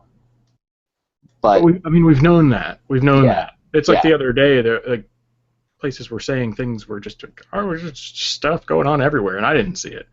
But how's that even a problem that can't be resolved? Like, just put it on the inside cover or something. Like, what? Yeah, I don't know why people are getting so hung up on the numbering of the books. Welcome back. Is that better? Is there video now? Yes. Well, we can thank the Hyatt for that. That's fantastic. There's some killer feedback. No Marriott. No Marriott. Hyatt is okay. But no one else can talk. Because then we hear ourselves again immediately really loudly. Because I'm on? No, like, it was... Okay, it stopped. It stopped doing it. Yeah. Oh, you know what it was? You know what? Headphones were not in all The way. Ah, I see. All right, so I think this is as stable as we've had you on, and we can come back into our comics discussion. But tell us something about like the in-hand stuff this weekend, and being there and the experience of the weekend, all that. It seems like attendance is down. That's probably the biggest discussion that we've been having, which you guys probably don't even care about, but just something odd to have taken note on. It's a little odd with the lack of reveals. This is the first San Diego Comic-Con that I've been to ever that they have not had a slew of panel reveals. So that's a little different. I'm expecting Seibertron.com. The biggest reason I think that is Ben Montano, the brand manager, is in. He's on vacation this week, and then I guess next week he is going to Seibertron.com in Asia. So him not being here, I think, is huge. That the brand manager, that's the first time in the 5 years I've been coming here that the brand manager has not been at San Diego Comic-Con. So for him to not be here and to be going to Seibertron.com next weekend, I think that says all we need to know. So you think it's all Seibertron.con, or do you think maybe it was one of those things where they went, for our fan base, San Diego isn't that big a deal? Oh, I don't know.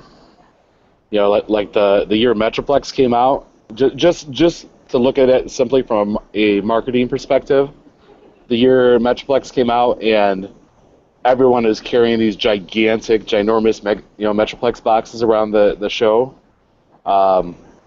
It's just everyone's carrying a billboard around. That's the whole idea of all that stuff. It's like everyone's carrying a giant Metroplex Transformers Generations billboard around, and so excuse me. When you see that, like that's all that's about. That's why they come in those giant boxes like that. That's yeah. So I don't know, but I feel like it just doesn't matter. It is what it is. They've got Fort Max here. They did the G.I. Joe Transformers thing again. I don't know. I think, but it would be interesting to go back and look at like last year. Last year was also a similar year where it was kind of like low on the reveals. But 2 years ago, it was like business as usual. And I would like to go back and look and actually count how many items were revealed and compare them to this year, because the breakfast event on Thursday, the press event that I went to, that was a much larger amount of figures than they normally reveal at that event. So, I don't know. I wanted to actually do that and see, what's been revealed in the past versus this year, and it could actually be pretty similar. Yeah, I was wanting to do that. I ran out of time. I was cleaning up behind me before this, so I ran out of time to do that, but I did want to.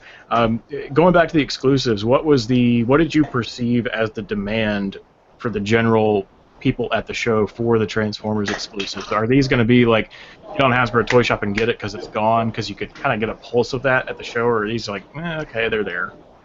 I have no idea. I have zero pulse. There seems like there's a lot less demand for all of it this year. But at the same time, I feel like I'm really out of the loop. So I don't know that I've just been busy doing pictures and videos, and I haven't paid any attention at all to the exclusive. One of my buddies, Robbie Moose's brother, he waited in line and got me my exclusives for me, so I didn't have to wait in line, which is awesome. So that's right. They didn't send them to you this year, which is different. They did. It doesn't mean that some years they send it to me after the show. This is one of the few times Hasbro does me right, and they hook me up with the exclusives usually. So yeah, I did not get anything prior to the show. Just a little frustrating because I tell my wife that we can't do anything for like the 5 days prior to San Diego Comic Con. So to have nothing happen, and my wife's kind of like, yeah, well, we could have done this. I'm like, sorry.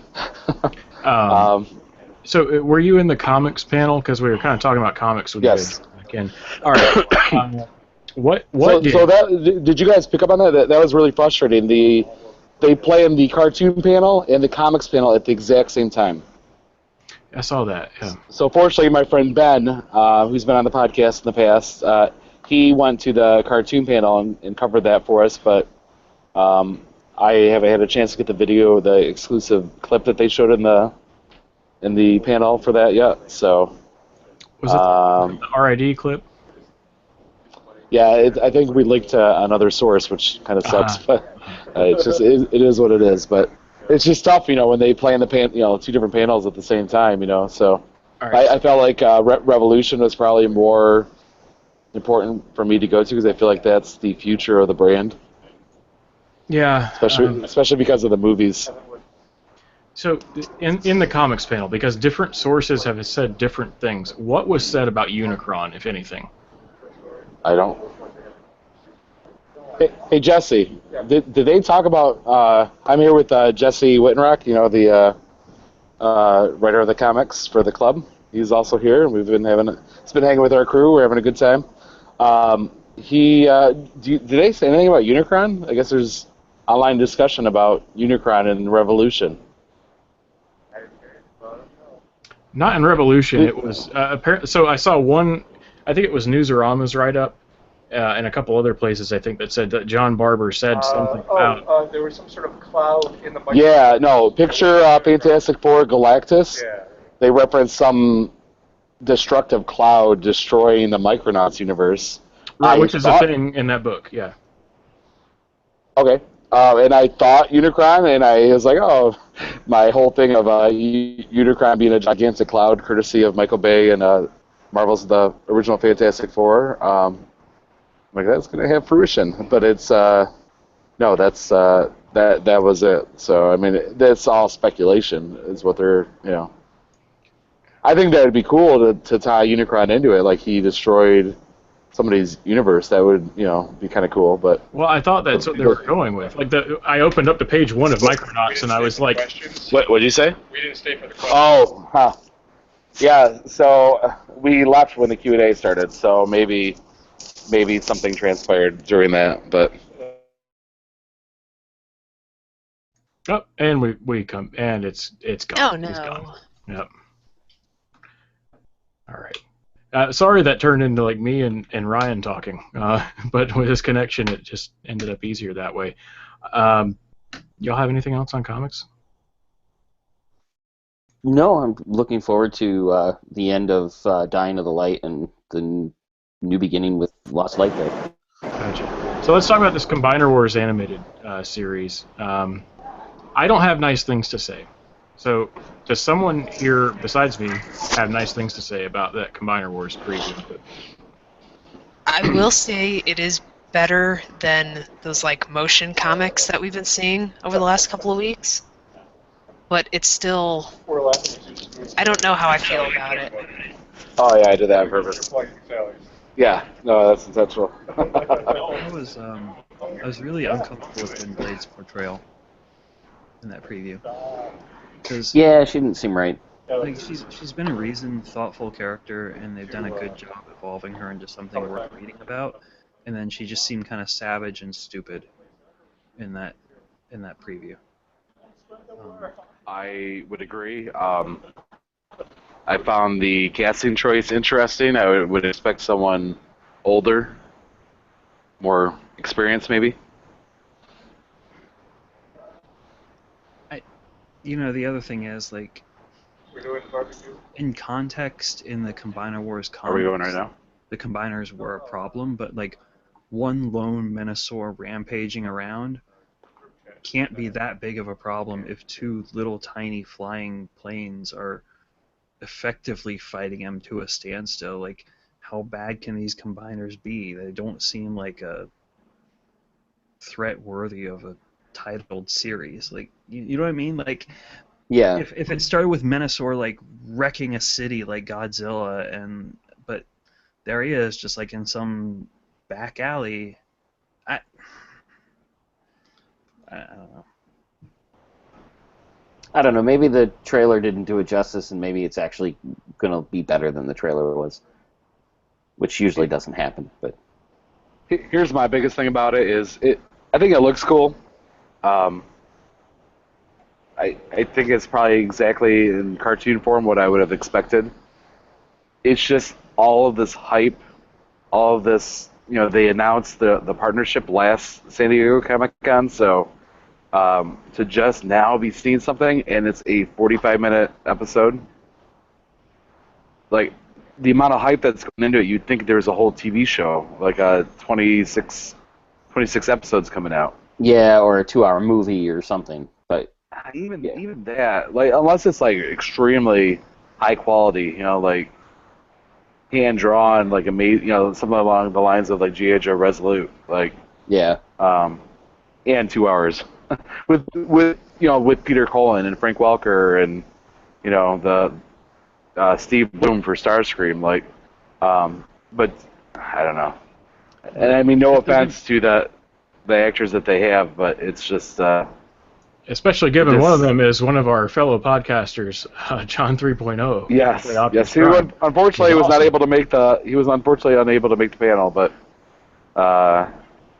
yeah. Like I like the choices they've done, but it's just like it's a lot of hype for 45 minutes, So, is it only one 45-minute show? No, it's like multiple, like 5-6 minute episodes. Oh, okay. It's like that's the original Clone Wars miniseries for Star Wars. Yeah. It'll later be released on retail. Yeah. I did have to laugh on the news story on IO9 that they posted about the trailer and everything. I was reading the comments, and everybody's like, "Is that the Honest Trailers guy doing the trailer voice here?" It was pretty funny. Like, yeah, that's the same guy.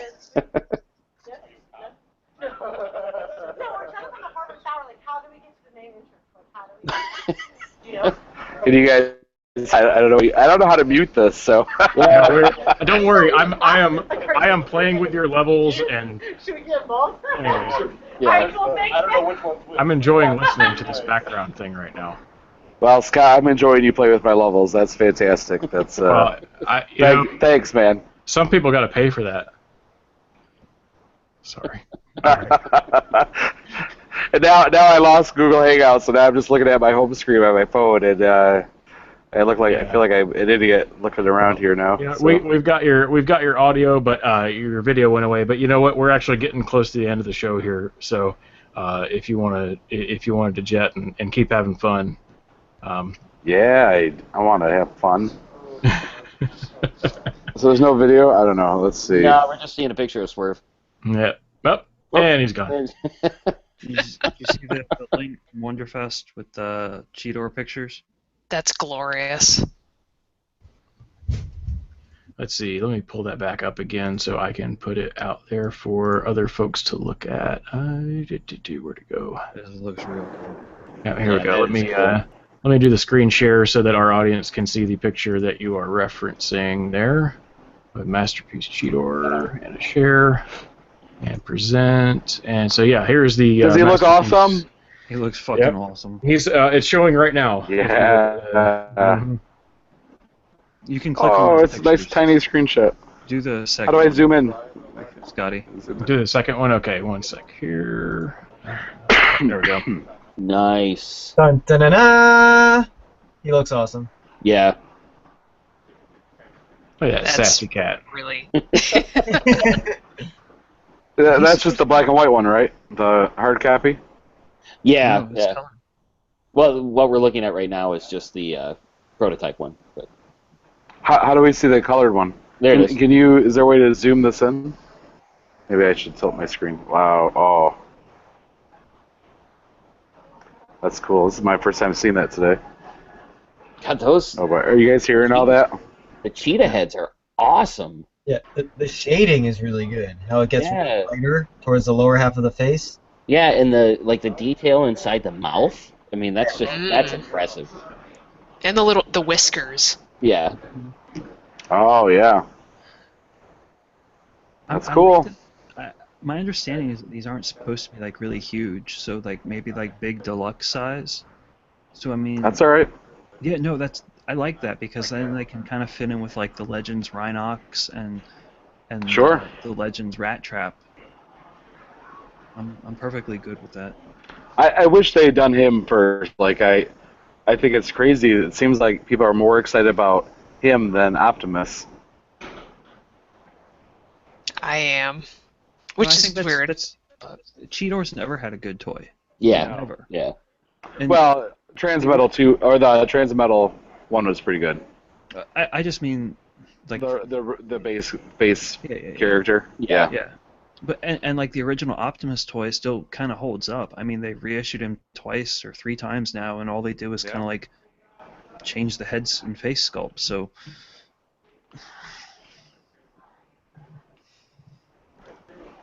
I love that I'm the only one drinking a beer. I'm in San Diego, man. All right, there we go. All right. Thanks, Scotty. It's the whole show now. But, yeah. Oh boy. But I did light beer since we're doing a live show. This is like 3-2 light beer. Like I don't feel it. I'm drinking some Stone IPA from San Diego. So. That is potent. I don't know if it's the season for very it. Good. I don't know if it's the season for it, but if they have the green tea IPA out right now, you got to. It's so. Oh. Is it good? Oh. Yeah. I think it might be a winter one. I don't remember if it's winter or summer. It's one of the extreme seasons. So I'm going to derail the show for a minute. So we're about to go to John Warden from the Hasbro brand team. You know, the lead designer. He the other day recommended that we go check out the Kansas City barbecue that's here. And apparently it's like a Top Gun bar where I don't know. I have no idea what that means, but I guess people sing like the "You've Got That Loving Feeling" song and all that there. So I think I need to put this on my list of places to go. Well, anyone who's watching this right now, if you haven't not been to San Diego, like this is probably my all-time favorite place to be. It's just beautiful. It rarely rains here. It's sunny skies every day. Like it's just there fantastic. Are no seasons. There are no seasons. Yeah, it's just summer 24/7. And I didn't realize Tijuana is only 20 minutes away. Like, it's just around the So anyways, so I've got Jesse with us, my friend Ben, who some of you guys have met before at TFCon and BotCons in the past. He's here, and then we're meeting up with we're staying with Robbie Musso and his brother Tim, another awesome guy.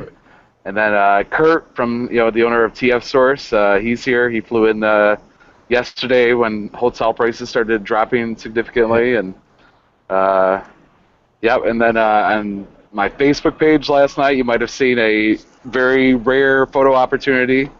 It was me and the owner of TFW, Alex, and Tony Bakala, as everyone knows him online, and the owner of He-Man. It's World Peace, and yep, I thought we were going to lose him. His video had gone out, and I kept trying to jump in to let him know. But all right, we're gonna start working towards wrapping things up here for the evening.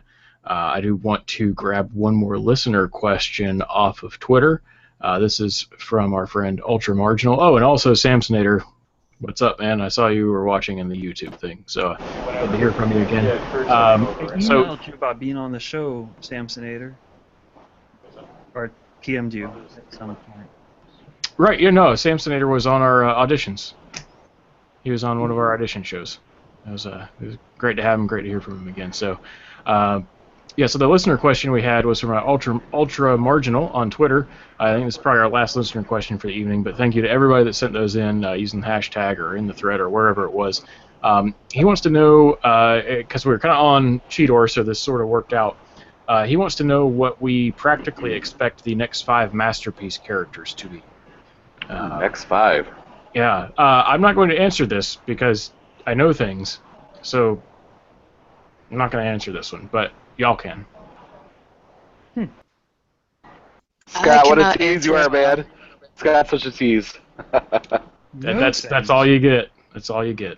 Are we talking like Yeah. unique molds or like the redecos and all this stuff too? Like unique molds, yeah. I actually think the next big thing coming out of Japan, I think they're going to do a Victory Leo. I think that's going to happen as a pair with Star Saber. Are we talking? Wasn't that a listener question for Beast Wars though? No, it was just Masterpiece in general. I think. Oh, okay. I think Jazz has to happen. Yeah.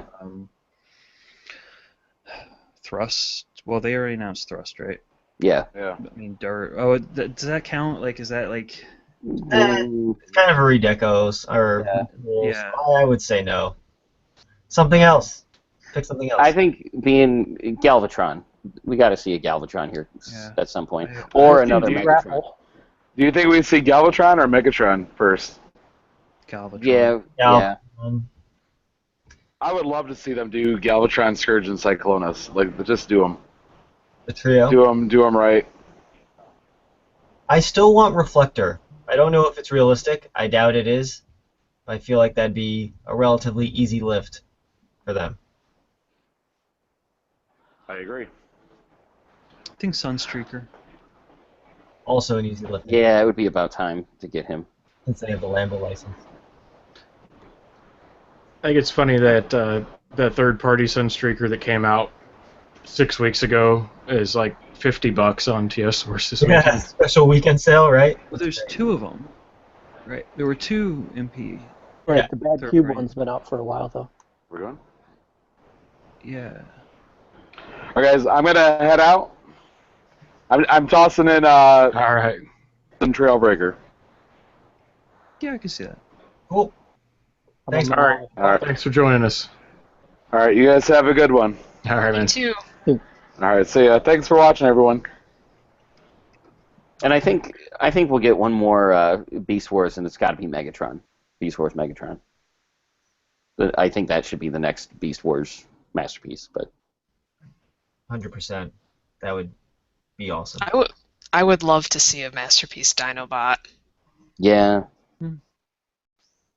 I think now, having seen Cheetor, I think they could do it. If prior to Cheetor, I would have said I don't think they can do it well enough for it to need to happen. Cool. Yeah, I had a dream that they announced Dinobot, and I was like, oh, that's cool, but why not Megatron? And then they were like, oh, just kidding, we're actually doing Megatron. But then people were like, wait, what about Dinobot? I have dumb dreams. And then you wake up just sobbing. It's like, no. Oh. All right. And someone says, most people have sex dreams, Scotty. And Scotty's like, that was a sex dream. How did you know? Ba-dum-bum. You must have seen my Amazon history with all the dinosaur erotica novels. Awesome. So that was a thing I did not know about. If you pick a noun, any noun, and then put the word erotica on the end of it, and go to Amazon, it's there. Probably. Drano. It's like it's the literature form of Rule 34. We are off the rails. It's a Saturday night. We're having fun, but we are coming up to the end, and we're going to do some bragging rights. Woo! Live, and you can see what we're talking about on this one. Woohoo!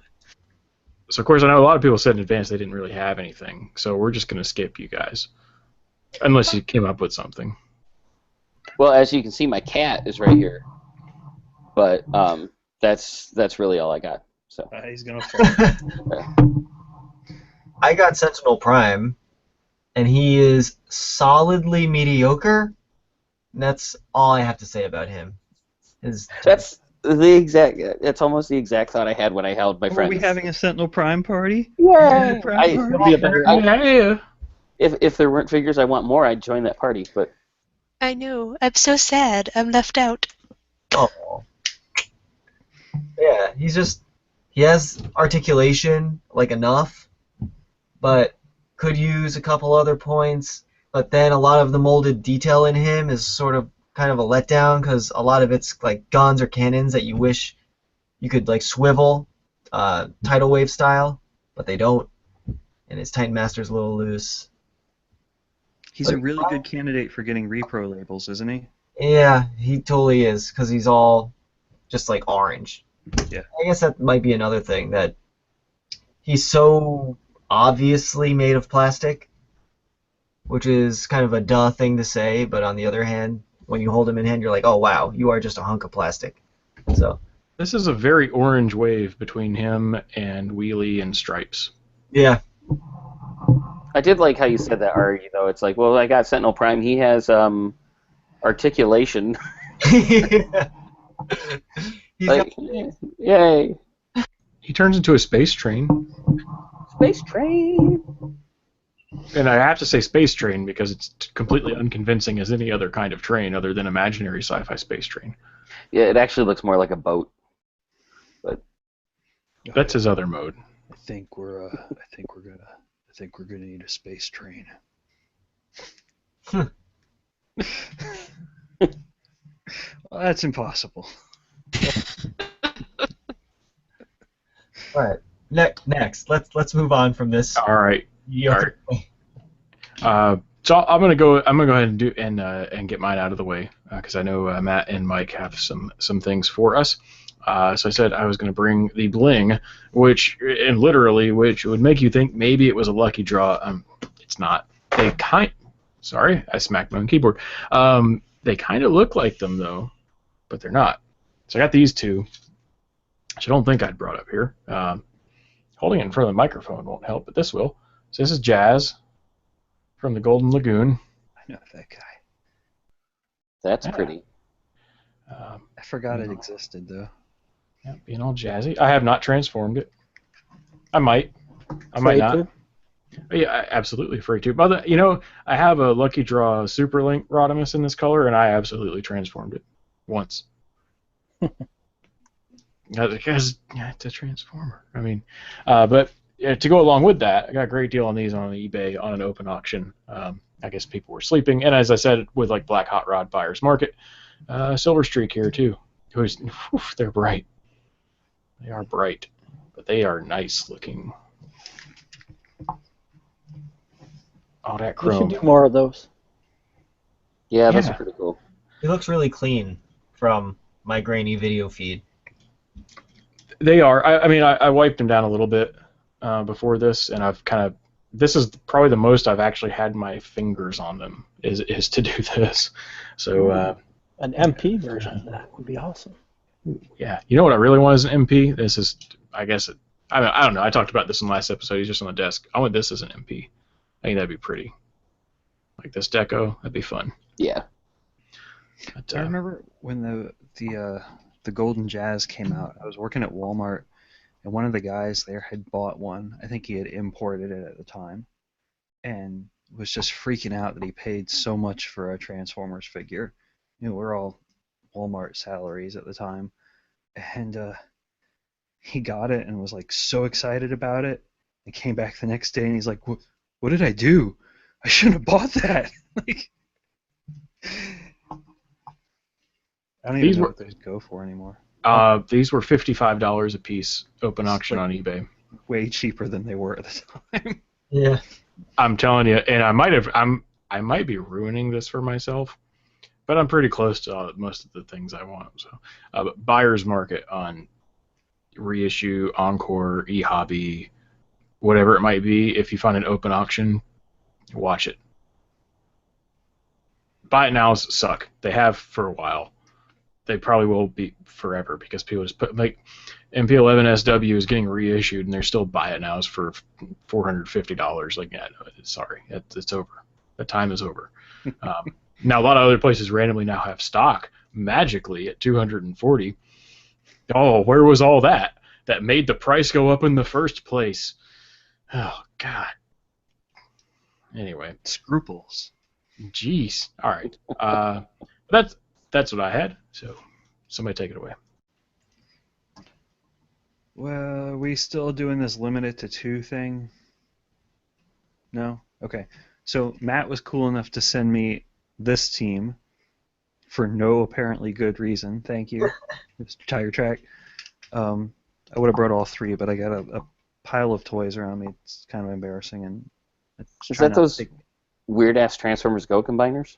Yeah. Yes, that is actually their Japanese title once you translate it. Be weird ass. Yeah, and actually, I think he might say it. I don't know. I think that was it. Yeah, that's it. And I think the thing that was interesting for me to discover is they do have molded faction symbols in them. Like, there was this part of me that strongly suspected they were just transforming toys that Takara got and said were Transformers. And maybe they did some retooling to make that happen still, but they do have molded Autobot faction symbols on them. So, yeah. And I rebought a friend that I had sold a long time back, and at some point recently I just decided I needed to get all the beast leaders. So I got Galvatron 2 a long time ago, and then Magmatron's prices are just pretty high in general. Did you go with the Beast Machines or the Beast Wars Neo? The Beast Machines one. The other ones were like 150 or 200, and it just didn't matter that much to me. So yeah, I remember you were looking for them at BotCon, and we could not. There weren't that many, and then the ones there were, I was like, really? They're how much? Yeah, that's crazy. When I got my Magmatron way back when, I got it from Big Bad, the Japanese one, for like $30. That's where mine came from. Yeah. Yeah, it was probably about 7 years ago. Tried 9 or 10, unfortunately, but yeah. I want it to only be 6 or 7. Oh, you're right. Yeah, that was 2 kids ago. Come on now. Yeah, yeah. Time has no meaning anymore. Time is a flat circle. So it was really weird to put that guy back together again. I don't know. It's cool, but no one's gonna care about this except Scotty. But I got Transformers Go RC, and this blue is the right blue. All of the RC figures should be this blue, and it's really frustrating that the Prid one is not, because this plastic is gorgeous. I haven't said that in a long time, but this is a fucking nice figure. The finish and fit on this is perfect. Is it like Unite Warriors Onslaught blue? I've only held that for a few seconds. I think it's nicer. Does it have? You don't have her? I thought I did. That is actually one of 3 Go toys I don't have. I thought I bought her at some point, and I looked, and I was like, I don't see this. So I actually looked at my list. I was like, oh, I forgot. Okay. Huh. Yeah, there's a guy in Vietnam who had a few in stock and actually came through with the sale. So get it from him for $30 rather than the 60 it goes for on Amazon. Be right back. Yeah. Does it have the stress marks around the shoulders that the Prid one has? Mm-mm. No. So it's probably a little better. Yeah. And where was that sale again? No, but that's a serious question because I didn't really hear you the first time. I'll link it after. All right, cool. All right, 2 more things. Right, 2 more. Titans Return stuff doesn't count, right? No one cares. Dinosaur. Can you fit a can of beer inside that one? Yes. Sweet. And then Fans Project told me I couldn't fit the figure inside here, but I was like, fuck you, Fans Project. I'm going to do it anyway. And I did. And I posted pictures on Twitter. Isn't the point to put the toy inside of it? Yeah, but when you transform them into their little brick mode that goes inside the shell, the dimensions, I think this got scaled down in production ever so slightly. Oh, okay. Right? But there's a real simple fix. You turn one of his legs 90 degrees and he fits in there. So things that are common sense don't necessarily hit Fans Project's radar. That's what you have to remember. I mean, like, I got it, and my buddy Jeremy was like, hey, everyone says this doesn't work. Can you try it? And I like, and it didn't work. And I was like, well, maybe, oh, yeah, a little bit of motion in the ocean. I like how the first thing you did was almost the Transformer noise. Yeah. And then this is my other son. I think I've talked about him, but this is just for scale comparison's sake.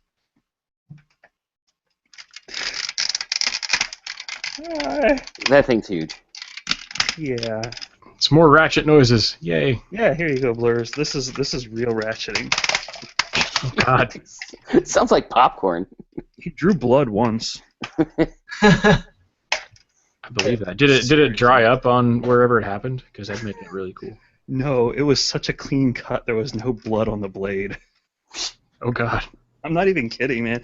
Like, I don't think there's any way to see it, but the spikes, the green spikes on his shoulders, are razor sharp. He's ready to kill you and Sunstreaker and Hot Rod. Damn. All right. Hey, can I brag about one thing real short? I was at work yesterday. My son was playing with his one-step Bumblebee, and not only was he playing with it, apparently he was making the Transformer noise, and then he turned it into a car, and he said, roll out. And Awesome. that's the coolest thing ever. So. Awesome. Hey, so Matt, we'll do yours in a second, but I figured we have never had a live on-air counterpunching happen. Yes. Like, not literally live. So now we are doing this. We're doing this. Hope it doesn't show your password. Come on. I mean, now everyone's going to know it's short. Oh, wrong. And that I forgot which one I used. Yeah. Thankfully, I got it the second time. Oh, look at that. Look at that. We're going to go to... Now we are not going to share my screen anymore as I go through PayPal, but I thought that would be fun. There's your address. That's great. Oh! There we go.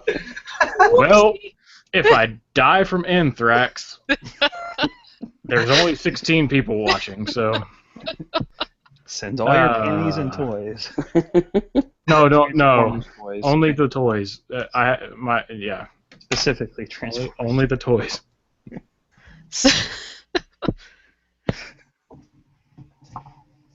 Well, that was dumb as hell. Matt, do bragging rights.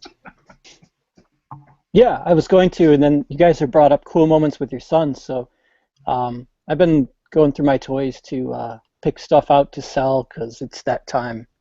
And so I've started to put together some stuff that I'm giving to them.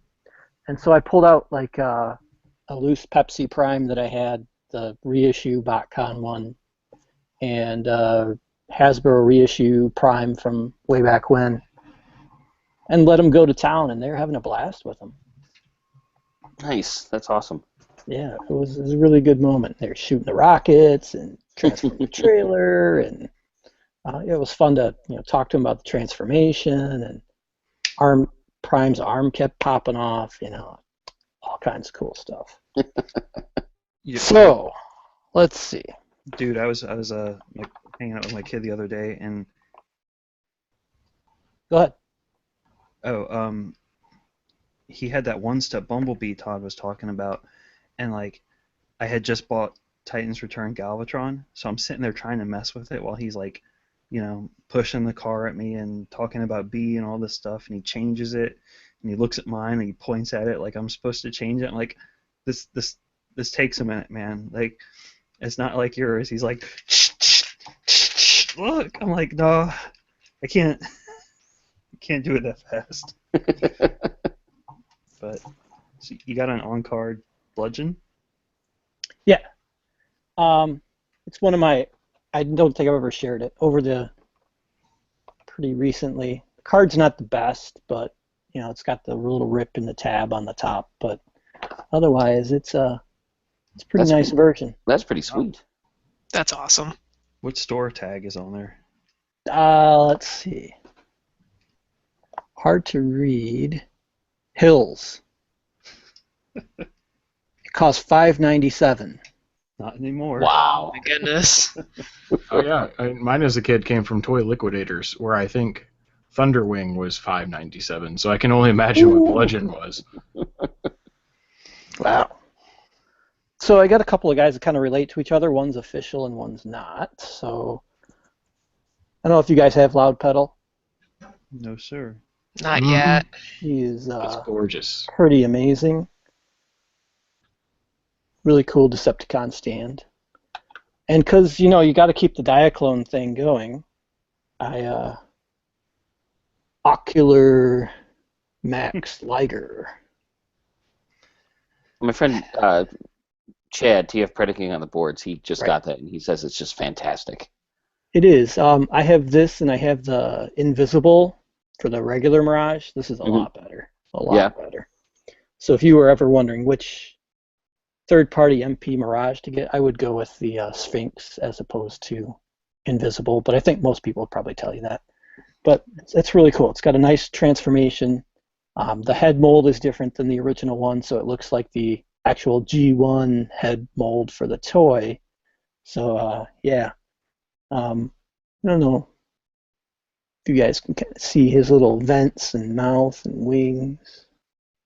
There is a me in another dimension that's a very happy person and has a very happy Diaclone Masterpiece collection and is eagerly anticipating that like Diaclone Magnus MP figure. Yeah, me too. I don't live in the other dimension though. I live in this one. So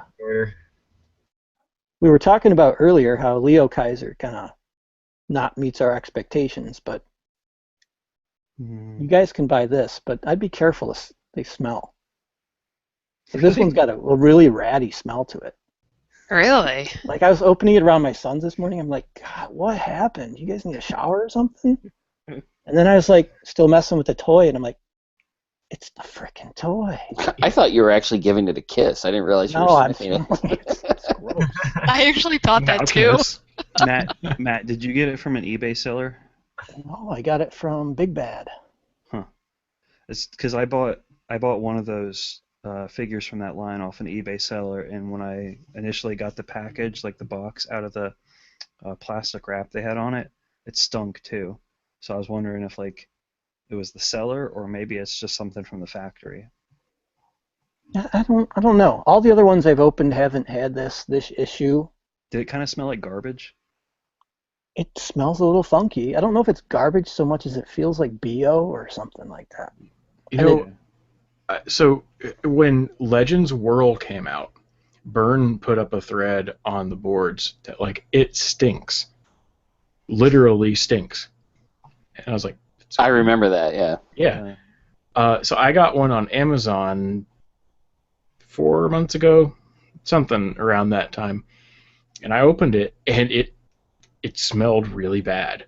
But what it was is I think I don't know if the paint hadn't cured when they put it in the package or what. I mean, it doesn't smell anymore, but it had to sit out just kind of in the open, and like this room smelled a little bit like drying paint along with plastic funk for a little bit.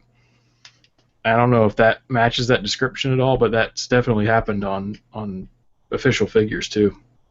Yeah, I mean, I remember opening a while ago like the Korean version of Diatlas or something that I bought off eBay, and it stunk. Horrible. But I haven't bought a figure in a while where I'm like, God, what is that? What did they dip it in before they sent it to me, you know? But maybe it's anthrax. Well, if it's an old figure, it's probably the off-gassing of the plastics, especially if they're in a box for a long time. Yep. By old, you mean like he was one of the first ones produced, so he's been sitting around for a while. Oh, the Diatlas one. Yeah, okay. The only other thing I brought to show was, I don't know if you guys have talked about Unite Warriors yet, and the big pretty that is Rudicus. But I swapped out my blast off arm so I could have him in his robot mode. But I left the Vortex arm on there because he looks better with having the 4 blades and being a whirling chopper arm than he does that I need him as the individual figure. So really good set, really worth the money. I love the chest plate. The double, That is pretty cool. Yeah, the guns and how they're colored. Nice. It looks. I'm pretty darn happy that I bought it. Alex just tweeted me. I guess he's watched, and he said he thinks it's the styrofoam that's making the smell. It could be. Certainly in that case, it would probably be the styrofoam. But I mean, yeah, I've trashed the styrofoam, so hopefully it is. That's all I got to share, guys and gals. All right, well, this was a ton of fun. I don't know when we'll do it again. We probably will, but it's more work than I thought, and it's more ratchet clicking than anyone knew. Who's doing that? I don't know. Some asshole, I guess. Somebody's not very good at typing. They got a really low words per I'm minute an rate exceptional typist. Thank you very much. I do want to show one thing really quick that I think I talked about at one point, but at least now you get to see it.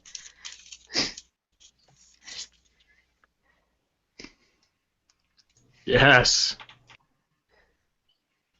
So I ended up actually getting this signed. I met Doug Aldridge, and he freaked out when I showed this to him. Does that But it's have? an old 40. Does that have the Transformers theme on it? No, this is just the single for one of their songs, but I do have their record with the Transformers song on it. That's so cool. I have it framed. We had a lot of cool stuff on this show, but I think that was the one thing that was cool. And then my wacky Beast Wars yo-yo. That's so random. Amazing. Yep. All right. Well, thank you to everybody that tuned in live. For those of you that watch this on YouTube later, thanks for watching. For those of you hanging out with audio, we won't do this too often, so this one might not have been as good on just audio, but just go check it out on YouTube. Thanks, everyone. Have a great rest of your weekend. We'll see you next time. Good night. See you guys. Good night, everyone.